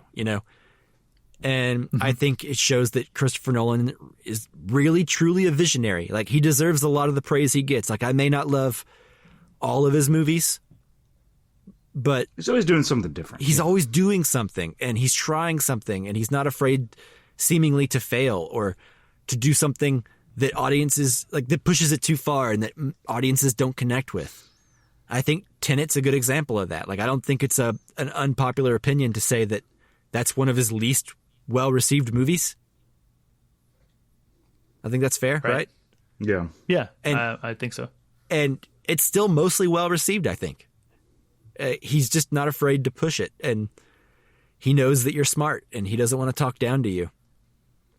And I really like that. In this movie, almost every character is someone that is real in Oppenheimer, right? And all these characters you're meeting and have their little quirks, and you're like, I wonder what that scene was all about. Those quirks and those things that they're arguing about and those standpoints are all taken from history, right? And if you go and you start looking down the Wikipedia of these people, you're like, oh, that's why Benny Safdie's character was the way he was. He's that guy, he's Teller, and read about what monstrosities and horrible things that guy went on to do, right? So it's just all really fascinating. The more you look into it, the more you know about the stuff, the better it gets. But you don't have to know about any of that. It still works on its own as a biopic or a character drama. Well, it's a biopic that plays like a character drama or character study about a man who fears that he might have ended the world. And probably did, just not yet. Yeah, remains to be seen. Yeah. It hasn't even been 100 years since he did his thing, so we got plenty of time to prove him right. Maybe about 30 more years. Yeah, 20. I don't know. Anyways. Yeah. So anyways, Oppenheimer. That's why I think it's great. Yeah, Chris. I agree with everything you said. I think what I took away from this movie that's maybe a little bit different is about how you can create something and then it has a life of its own. You know, like I do think this could be like a representation of a director. You know, you make a movie and no matter, you know, like, and then it goes on and does its own thing. Yeah. You make The Matrix and then a bunch of idiots misinterpret the red pill, blue pill scene for incel misogynist culture. Yeah. Yeah. Sure. So I really do enjoy this movie. I think one of the things I said was this movie feels like it's all downhill. Like from the beginning, it feels like we're just cascading and one thing after the other. It doesn't feel like a biopic, and maybe that's because of the time. I always it feels like a character study, right? Yeah. Which I was afraid of, you know, like I don't particularly like biopics, but there's an interesting thing that he does with this. I think Robert Downey Jr. is really good. I do think he left off one person or one thing that gave a great performance, and that's the flower in the hydrogen bomb scene that obscures Robert Downey Jr. And you remember they're sitting around that table, and then there's like this giant flower in the middle, and they're like trying to look around it. Do you guys? No, okay. Anyways, vaguely. Yeah, maybe, kind of. Yeah. Go look up that scene. It's amazing, okay. And that flower acts its ass off. Did it get nominated for an Academy Award, though? Yeah. Well, you know, the Academy never really knows what's going on. It hasn't gotten to. Ain't that the truth? Best plant. Yeah. Yeah. Anyways, I just really enjoy this movie. I am a Christopher Nolan. I think you're not wrong. Since Memento, I saw Memento in the theaters, and I was like, I'm going to follow Christopher Nolan forever. Yeah, this is my guy. I'll watch everything. Yeah. And you're right. I haven't been, you know, like Tenet, he swings for the fences and he does these things, and you're like, I'm not quite going to follow you down this path. But this movie, however, he can't help but do his time thing, but it works here. And I think it's really good. So I did enjoy it quite a bit. And I do think that it's fitting that Justin and you both had this as your number 3. Like, except for Justin had Barbie is what I meant. So it's the Barbenheimer thing almost as a one movie thing, like the lead up to it, like which one's going to do better, which one, you know, like was one of them just going to fail, but they both succeeded really well. And it just proves that movies aren't dead, I suppose. But yeah. Good moment in film, that Barbenheimer. Yeah. A bright spot. The only thing I have to say is just it feels like the culmination of a lot of what Christopher Nolan's been doing. It's like, you know, it's the low key sort of thing, a bit reminiscent of things like The Prestige, with the spectacle of an Interstellar, with like the narrative weaving of Dunkirk, and they all kind of culminate into this film that I think without all of those elements and all of those things coming together could have been a lot more dull. Sure. I find it to be quite captivating, quite moving. Chris, I think it's saying it is like a downhill thing. I think that's accurate. I felt like from the word go, this movie was just moving and building up speed constantly and leading towards inevitability of the bomb and inevitability of the fallout from, like, when you have to do something and it's terrible, eventually that's going to come for you, even though you kind of have to do it. And I found that to be really, really interesting. Even though it did not make my top 10, it's still quite good. In a strong year, it's amongst a bunch of good stuff just outside of my top 10. Yeah, agreed. Yeah, so that was my number 3, Oppenheimer. So we're back to Justin, number 2. Yeah, number 2 is a dramedy that I got excited for from the moment I saw the trailer. The director and the actor reunited for the first time since a film called Sideways. I loved the vibe of it, was very excited about it. But this is Alexander Payne's The Holdovers. Yeah. I think we should table this conversation. What? That's what I thought. Okay. So that's my number 2, The Holdovers. Chris, what's your number 2? My number 2 is already been mentioned twice. It's Killers of the Flower Moon. You know, I feel like every movie we watch from Martin Scorsese is a gift. Who knows how many more we get. But don't talk like that. He'll never die. Yeah, he's going to make movies the rest of our lives. Yeah, that's right. And I think he had like, oh man, I just think that when he makes this movie, he's making a movie that like not only does it. Is it a great movie? Like, is the story compelling? But like, he's also commenting on like his own body of work and the like the gangster, you know, characters that he has in his movies, like Goodfellas or what his other movies? Casino, Irish Casino. Yeah. Anyways, but like, I think. And we're commenting on them, and we aren't necessarily rooting for them. I think Leonardo DiCaprio gives a great performance here, one that he had to get lockjaw for. But Lily Gladstone and Robert De Niro are particularly really great, and I also feel like the sub characters, the more minor characters, are really good as well. This is a movie that I haven't stopped thinking about the ending when I guess we're doing spoilers, but Martin Scorsese himself shows up and he talks about what the movie meant to him, or not necessarily what the movie, but he comments on the story himself. Don't go himself. crazy on spoilers, I mean. Okay, yeah. But like, I really enjoyed this movie, and I haven't stopped thinking about it, all 3.5 hours of it. And then, so I guess since both of you guys, who had it next highest? Mike. Yeah, me. Go ahead. Mike, yeah.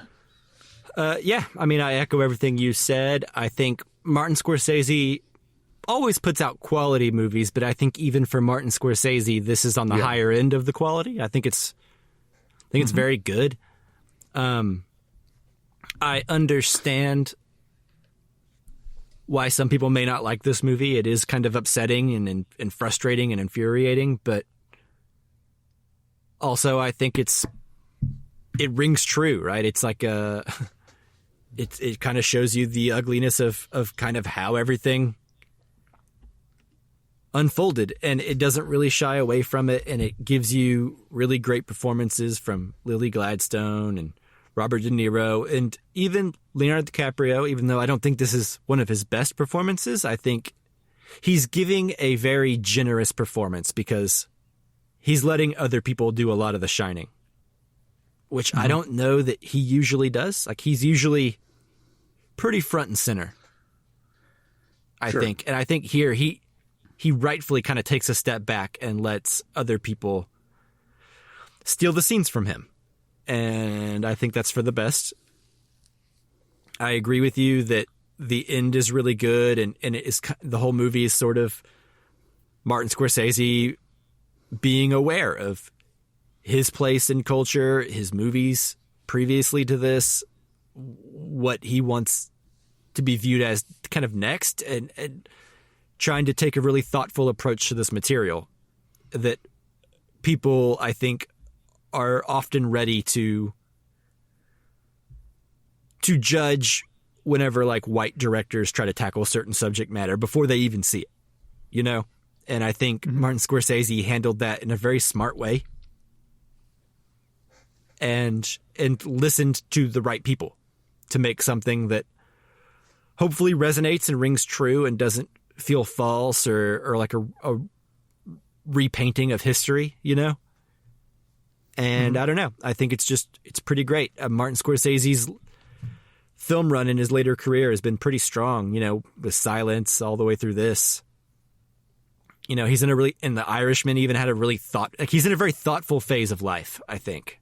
And I think it shows in his body of work.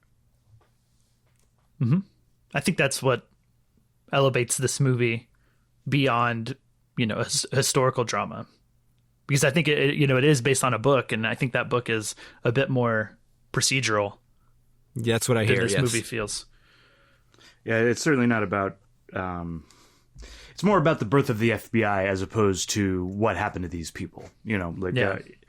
So this is very focused on the human element, and it's another film that I think is really a fascinating look at how atrocities and horrible things can be so normalized.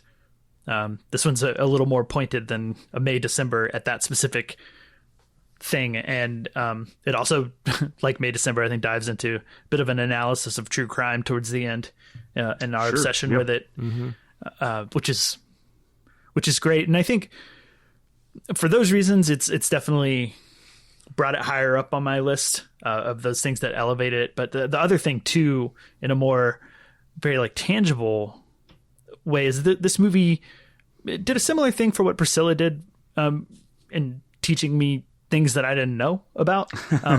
But also what my favorite thing about the HBO Watchmen series did was like it, at least for me, and it made me aware of a historical event that I had no idea about. Right.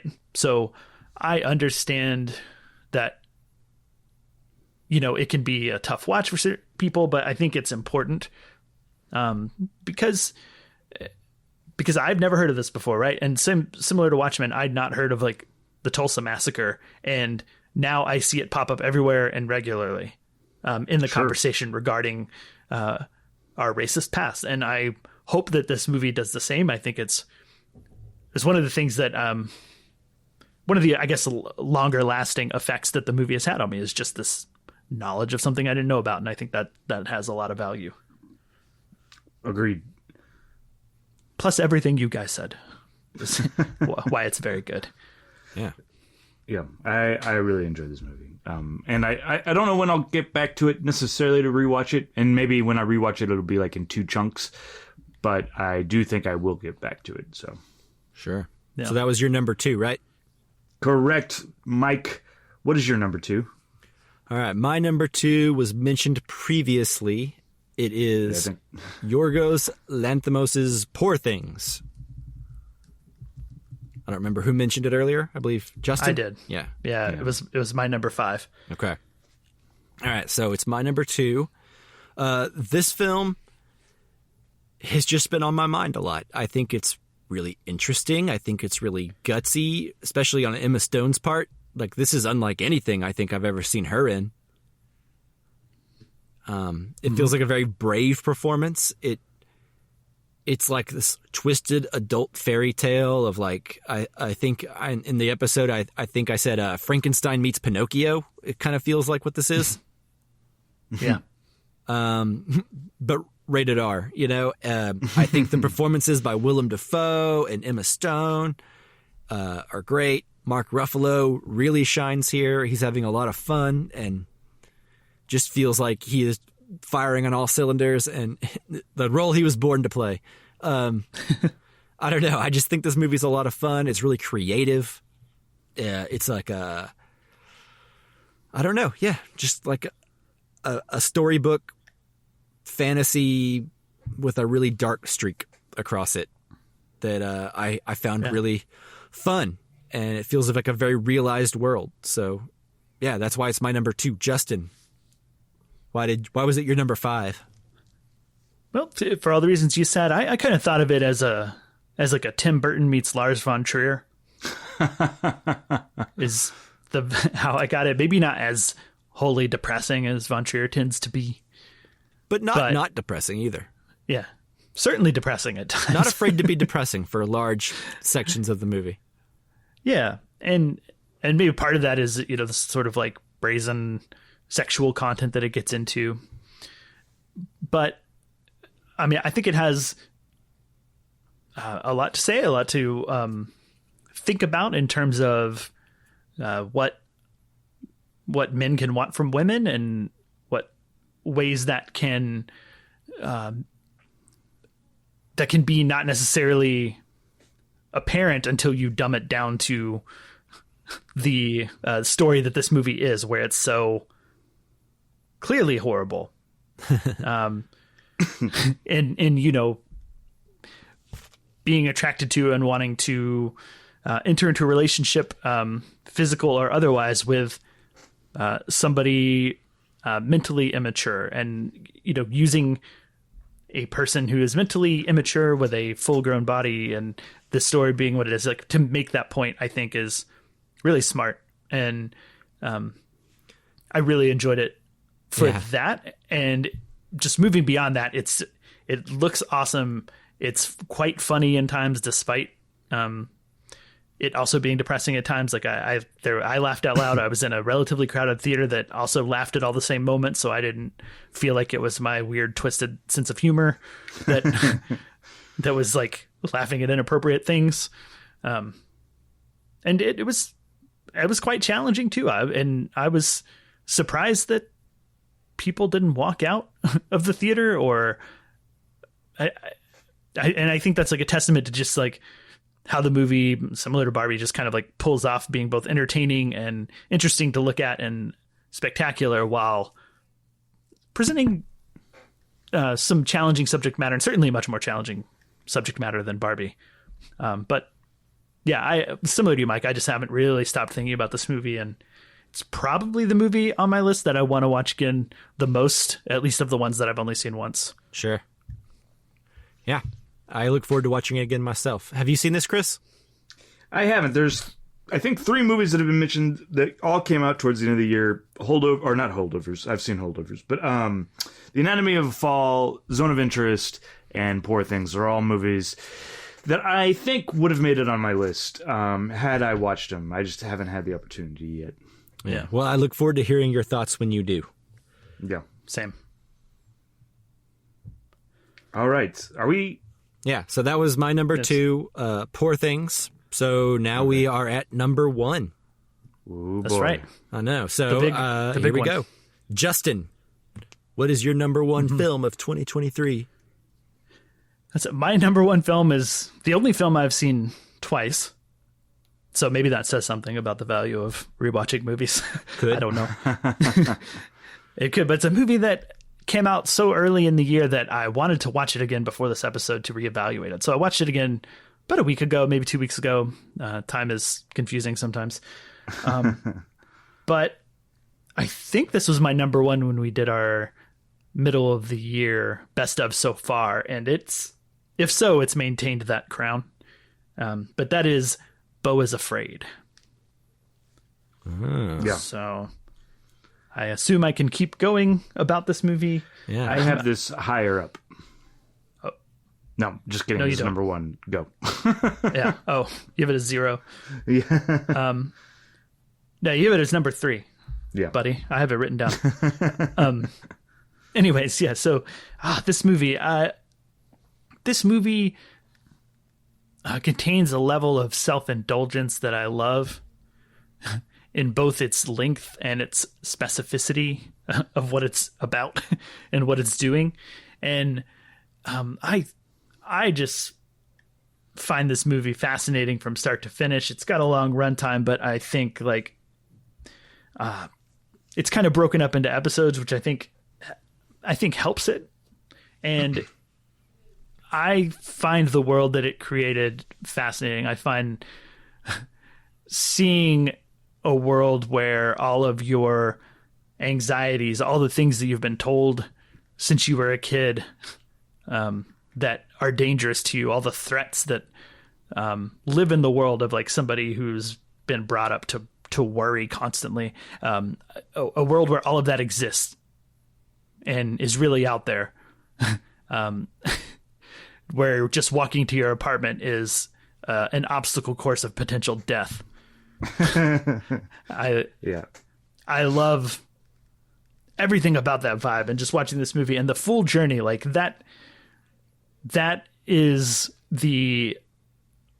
basically like what I've described is basically like the first episode of the movie, and it goes on from there. And I don't want to get too much into it from spoilers, but I think even when you think the movie's over, it goes on just a little bit longer, and always worth going where it continues to go. Like I I feel like this is a movie that I expect not a lot of people to be super into or like it because of how self-indulgent it is with its runtime and everything. But I haven't stopped thinking about it since I watched it, and I hadn't stopped wanting to watch it again, and rewatching it just solidified and my opinion on how great it was, and rewatching it, knowing everything that was coming, rewatching it, having formed my opinions on what the movie is about, and being able to watch out for all the little signs and nuances of everything, was really, really fun and really rewarding. So yeah, Beau was Afraid. Chris, it was your number 3. Yeah, I agree with you. I haven't watched this a second time, but what I would say is Ari Aster, has created so far 2 incredible horror movies. And I don't know that this would traditionally be a horror movie. There's no serial killer. There's no like cult that's coming after you. The horror is all within your own brain. Like the it's horror the horror of that comes anxiety. from within. And that is one of the reasons I really, in fact, I think this is probably the one movie on my list that I don't know that I enjoy watching it. I don't know that I can, recommend it to anybody, but it is a movie that I can't stop thinking about, if that makes sense, as opposed to like Barbie. I think it's quite funny though. It is I have funny. to say. Like, it's but not in like a dark way. And I think I laughed out loud, similar to you in Poor Things in the theater. And then except for there wasn't very many people watching Beau is Afraid. So I felt like a creep, because I was laughing at weird parts. Sure. But yeah, I really enjoy it. I really enjoy what Ari Aster is doing. All 3 of his movies have been really good. And I continue to, enjoy and look forward to seeing what happens next. Maybe in some ways the same way like with Christopher Nolan. Like we saw Hereditary. What will he do next? That's sure. I enjoy that. But Beau is Afraid is just right there. It's really good. Yeah. Mike? Yeah, I also have not seen this again since we recorded our episode about it, and I saw it in theaters. I will say that I agree with you guys for the most part. I really enjoyed a lot of this movie. It's it's in my top 20. I'm sure I will mention it when we get to like dark horses and honorable mentions or whatever at the end. It's a movie that I've thought a lot about. I thought about putting it on here. I thought about revisiting it to see how I felt about it. Because at the time, the only thing that holds me back is there's like, I think it loses steam in the back third. At least that's how I remember it. But a second like revisit may change that for me and may make everything tie together in like a way that changes my mind. But that's like the one thing holding it back for me. But I love most of this movie, and even the parts that I don't love are never bad. It's just a movie that in a year full of great movies, I didn't have time to revisit a 3-hour movie. Sure. You know what I mean? But like I want to. Hearing you guys talk about it, like I want to. Because I like it.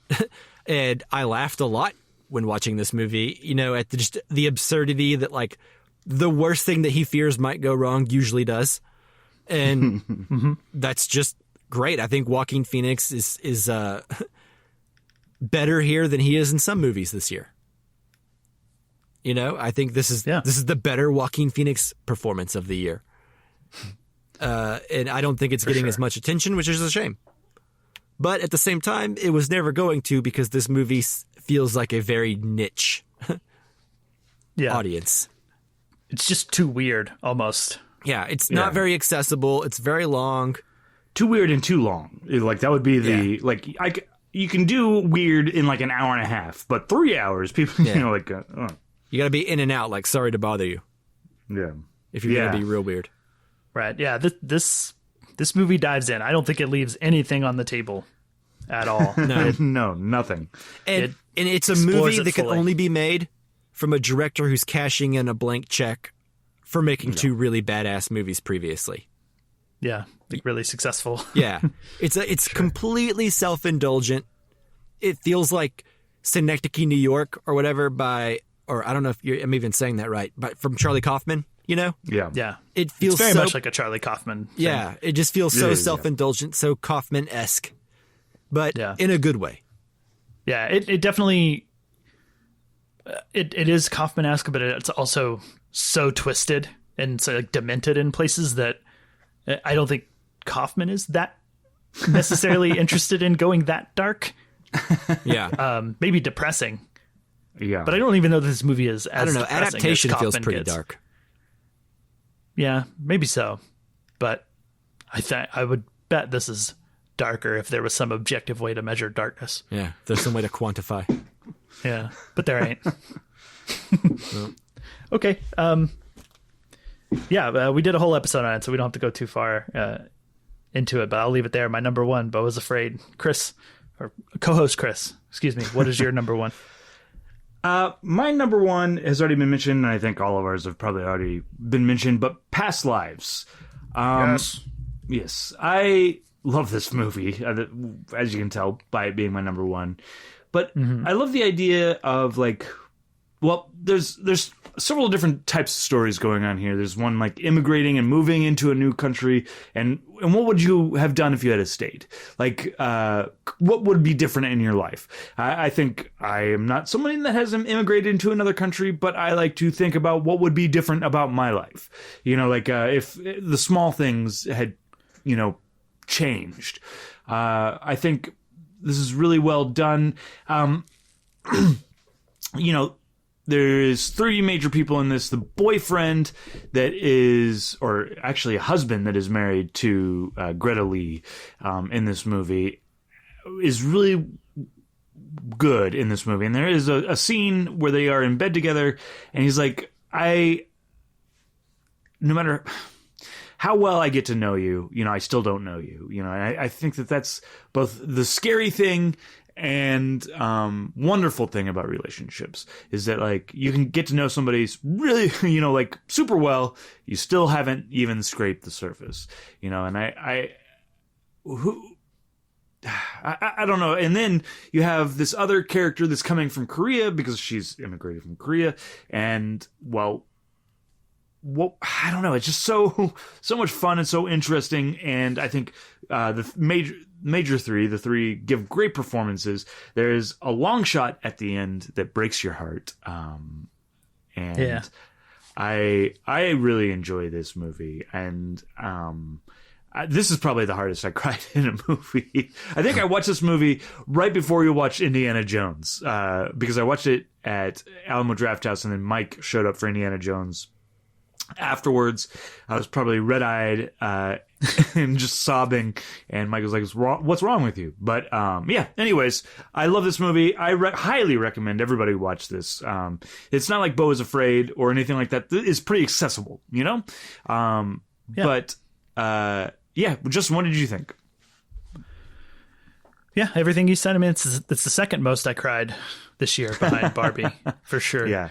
So I was really into it, got attached to all the characters. I mean, I think it's very slice of life and to that extent, very well written and very well acted. Yeah, first time director too. That's pretty amazing.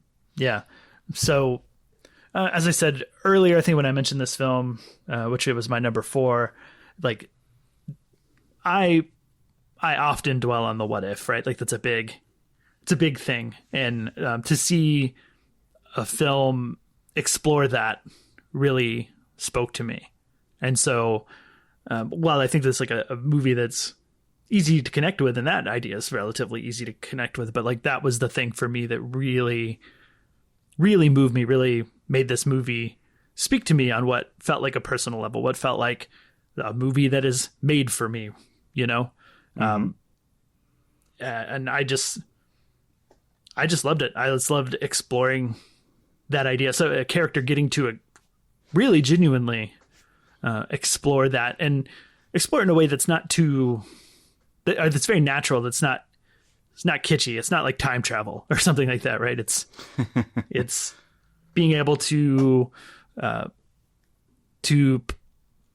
theorize and hypothesize what might have been versus like getting to go experience it exactly. And I just find it's very human, very relatable. Yeah, and the sadness of the choices that have been made that you can't undo, you know? Yeah. And there is a sadness, that you can't go back. There isn't a time machine, and you can only wonder, you know? And it's not about regretting the choices that we made or where we are. Because that's maybe been done before.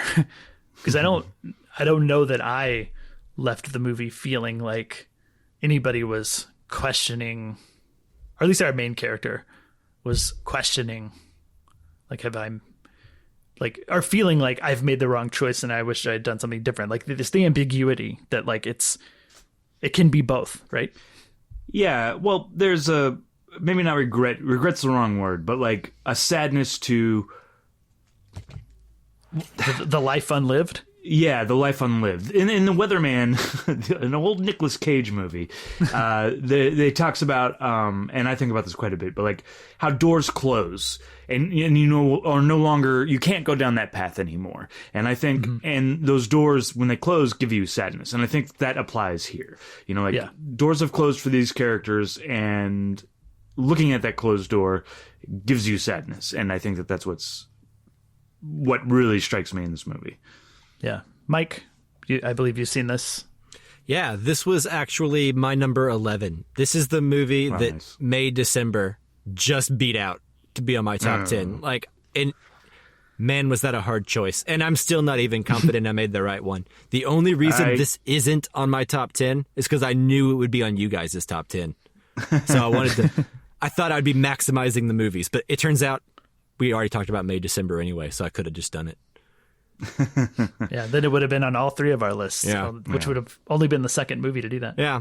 So all that to say is that this movie's great. Everything you guys are saying is good. It's about just the bittersweetness of living a linear life like we all do. Like, you know, we're all just going down a linear path of our lives until we're dead. But no matter what path we taken, it would have been a different one, you know, with so many different possibilities. You would have been a different person if you just would have dated this person instead, or moved back to this specific place at a certain age. You know, where do all the different forks begin and end, and where could it have been different? And does that mean it would have been better or just different, you know? And I think by our nature, we always wonder what if, right? We always think the grass may have been greener on the other side, but realistically, we can't have it all. Like you said, Chris, sometimes doors close forever.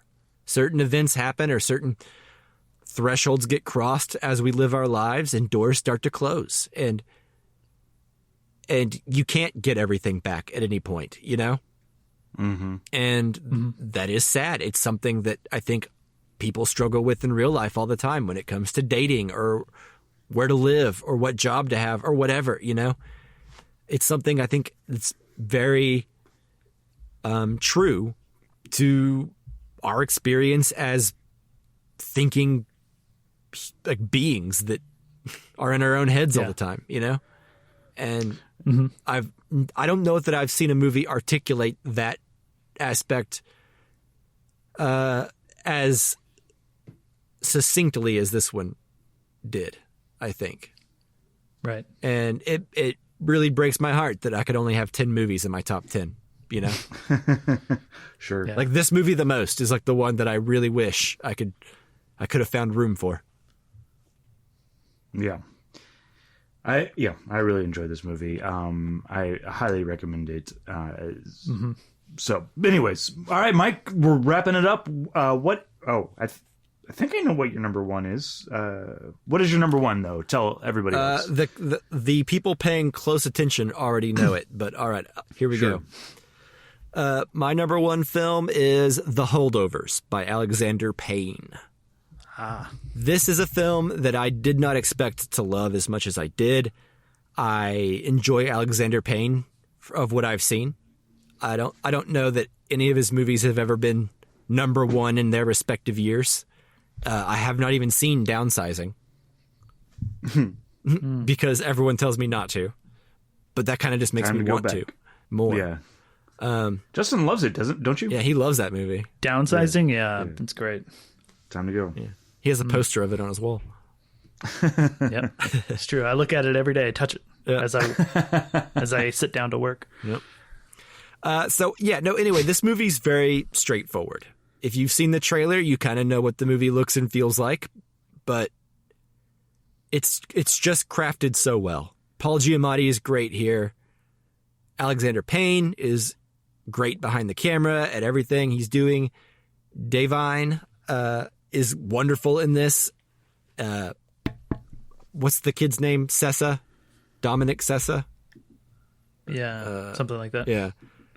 Yeah, Dominic Sessa. Yeah, he's great in this movie. He's like first now hitting the scene. I think he's going to make a huge, movie, right? or I think he has made a splash, and I think hopefully we'll see him again in something soon.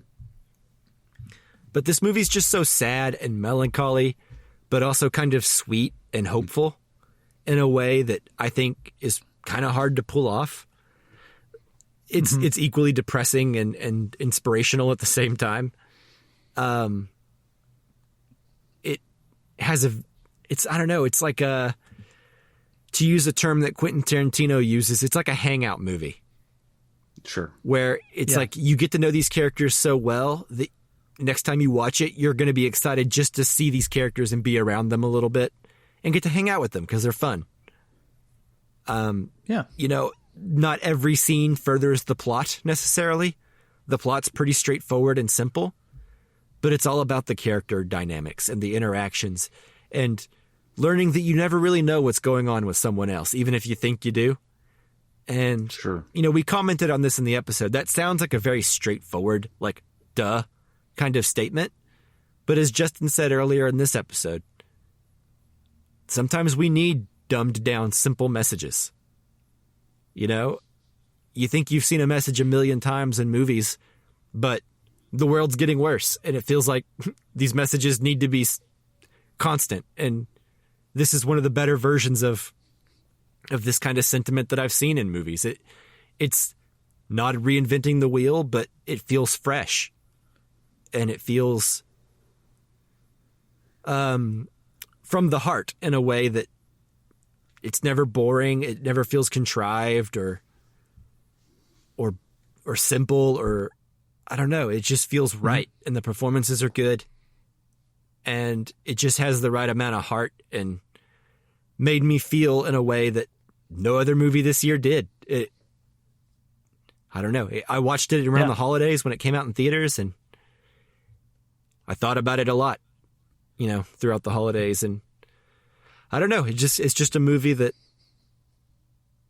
I'm still thinking about and has characters that I kind of worry about. I want to know what they're doing and how they got along in life, you know?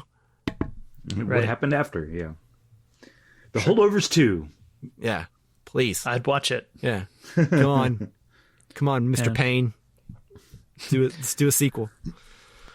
Yeah, well, this is my number 2, and everything you said I think is accurate. It's funny, it's warm, it's heartbreaking, it's empathy building, and it has like such a cool vibe, like a texture, in a sort of opposite way to Terrence Malick, where like Terrence Malick creates like worlds and aesthetic that I want to live in, and this does the same thing, but while being really subdued and minimal.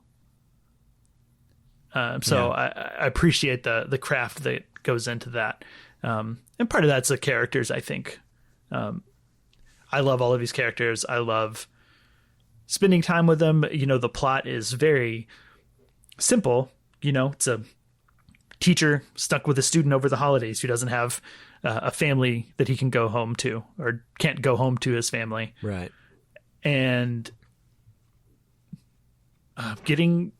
just within that time, like it's loosely plotted. It's maybe in some ways episodic, but it's just all of these moments throughout that period of time that they're together. And it's really beautiful. And it's probably the movie that I'm most likely to watch again, and watch like several times throughout my life. just because I want to revisit it. Yeah, same. In a way that I've never felt from an Alexander Payne movie before. And the closest I feel that way is Sideways. Yeah. I do like them, but I think... But I've never watched it again. I've only seen it that one time still. Well, I recommend it, not to get off the topic. It's quite good.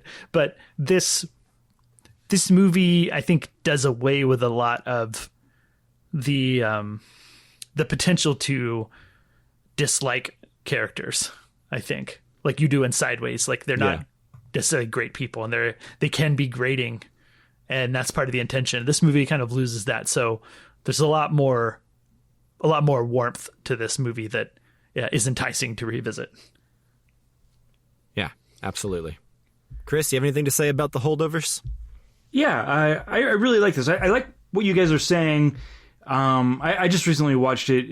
It would be on the list, but for the same reasons that like Past Lives isn't on the list or whatever. But like,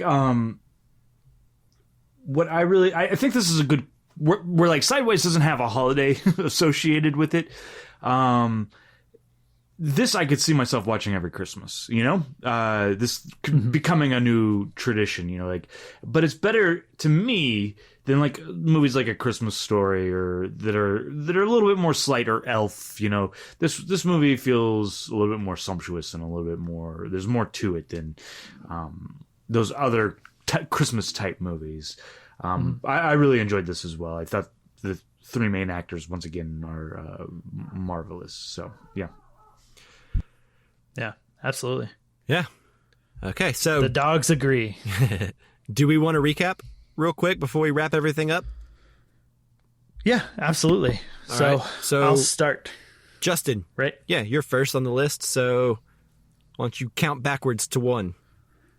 All right, so my number 10 was Priscilla, 9 was Nimona, 8, Killers of the Flower Moon, 7, Across the Spider-Verse, 6, Anatomy of a Fall, 5, Poor Things, 4, Past Lives, 3, Barbie, 2, The Holdovers, and number 1, Beau is Afraid.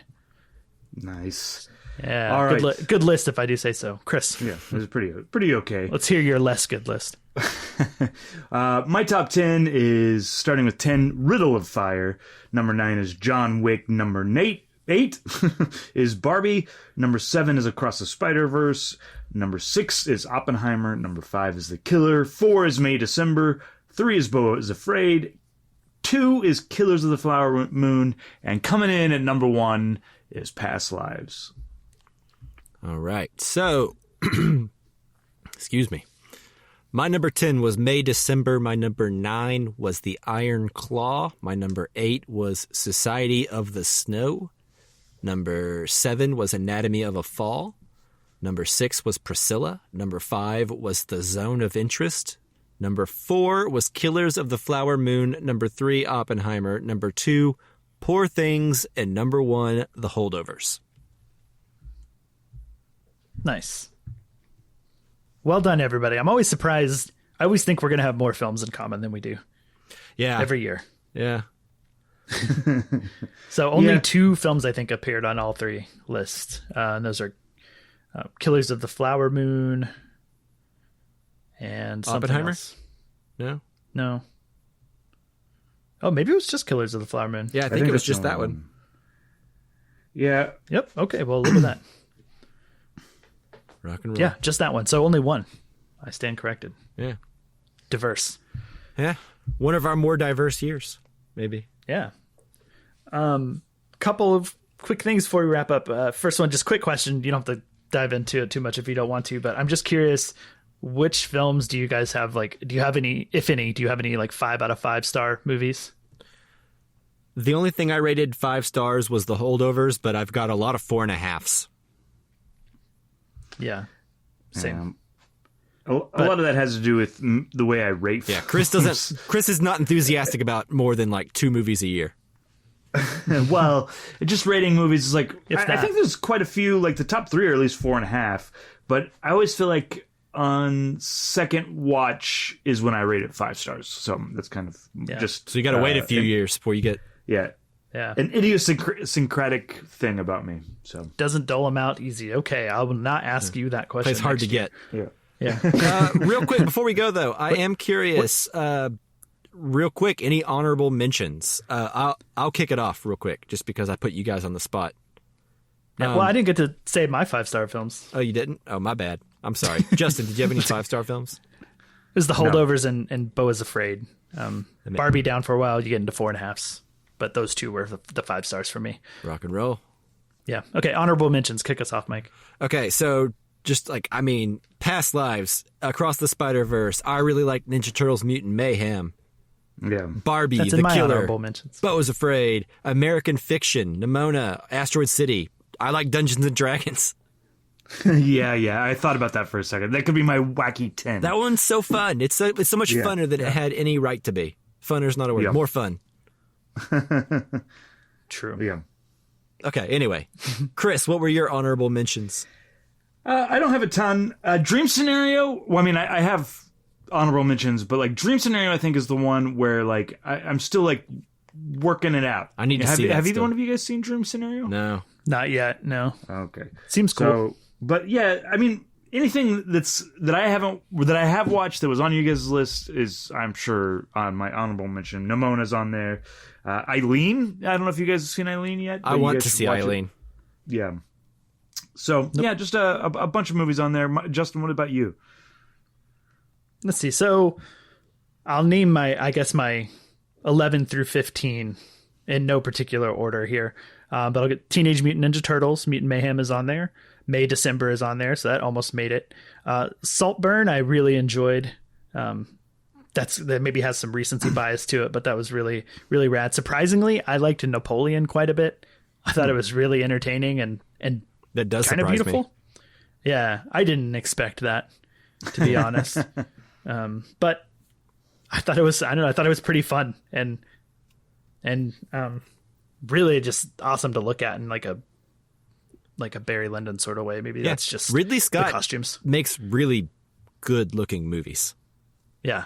And I think this is no exception. I think the performance is really fun. Like, I don't know, it almost feels at times like Marie Antoinette and that sort of like having fun with the history as opposed to taking it totally serious. But anyways, that's diving too deep. The other one, the fifth one that almost made it, I have a soft spot, Indiana Jones and the Dial of Destiny. Yep. I feel like that movie is underrated. Chris was too distracted when he saw it and didn't give it a fair shake. I wouldn't mind watching it again. I didn't hate it, but yeah. Yeah, well, I've watched it on Disney Plus since theaters, and it's just a fun time. Yeah. I mean, I would definitely agree with that. I just want to mention it because I think it did such a good job of closing off that saga that I think it's worth giving credit for. Underpraised movie. Thank you, Justin. You're welcome.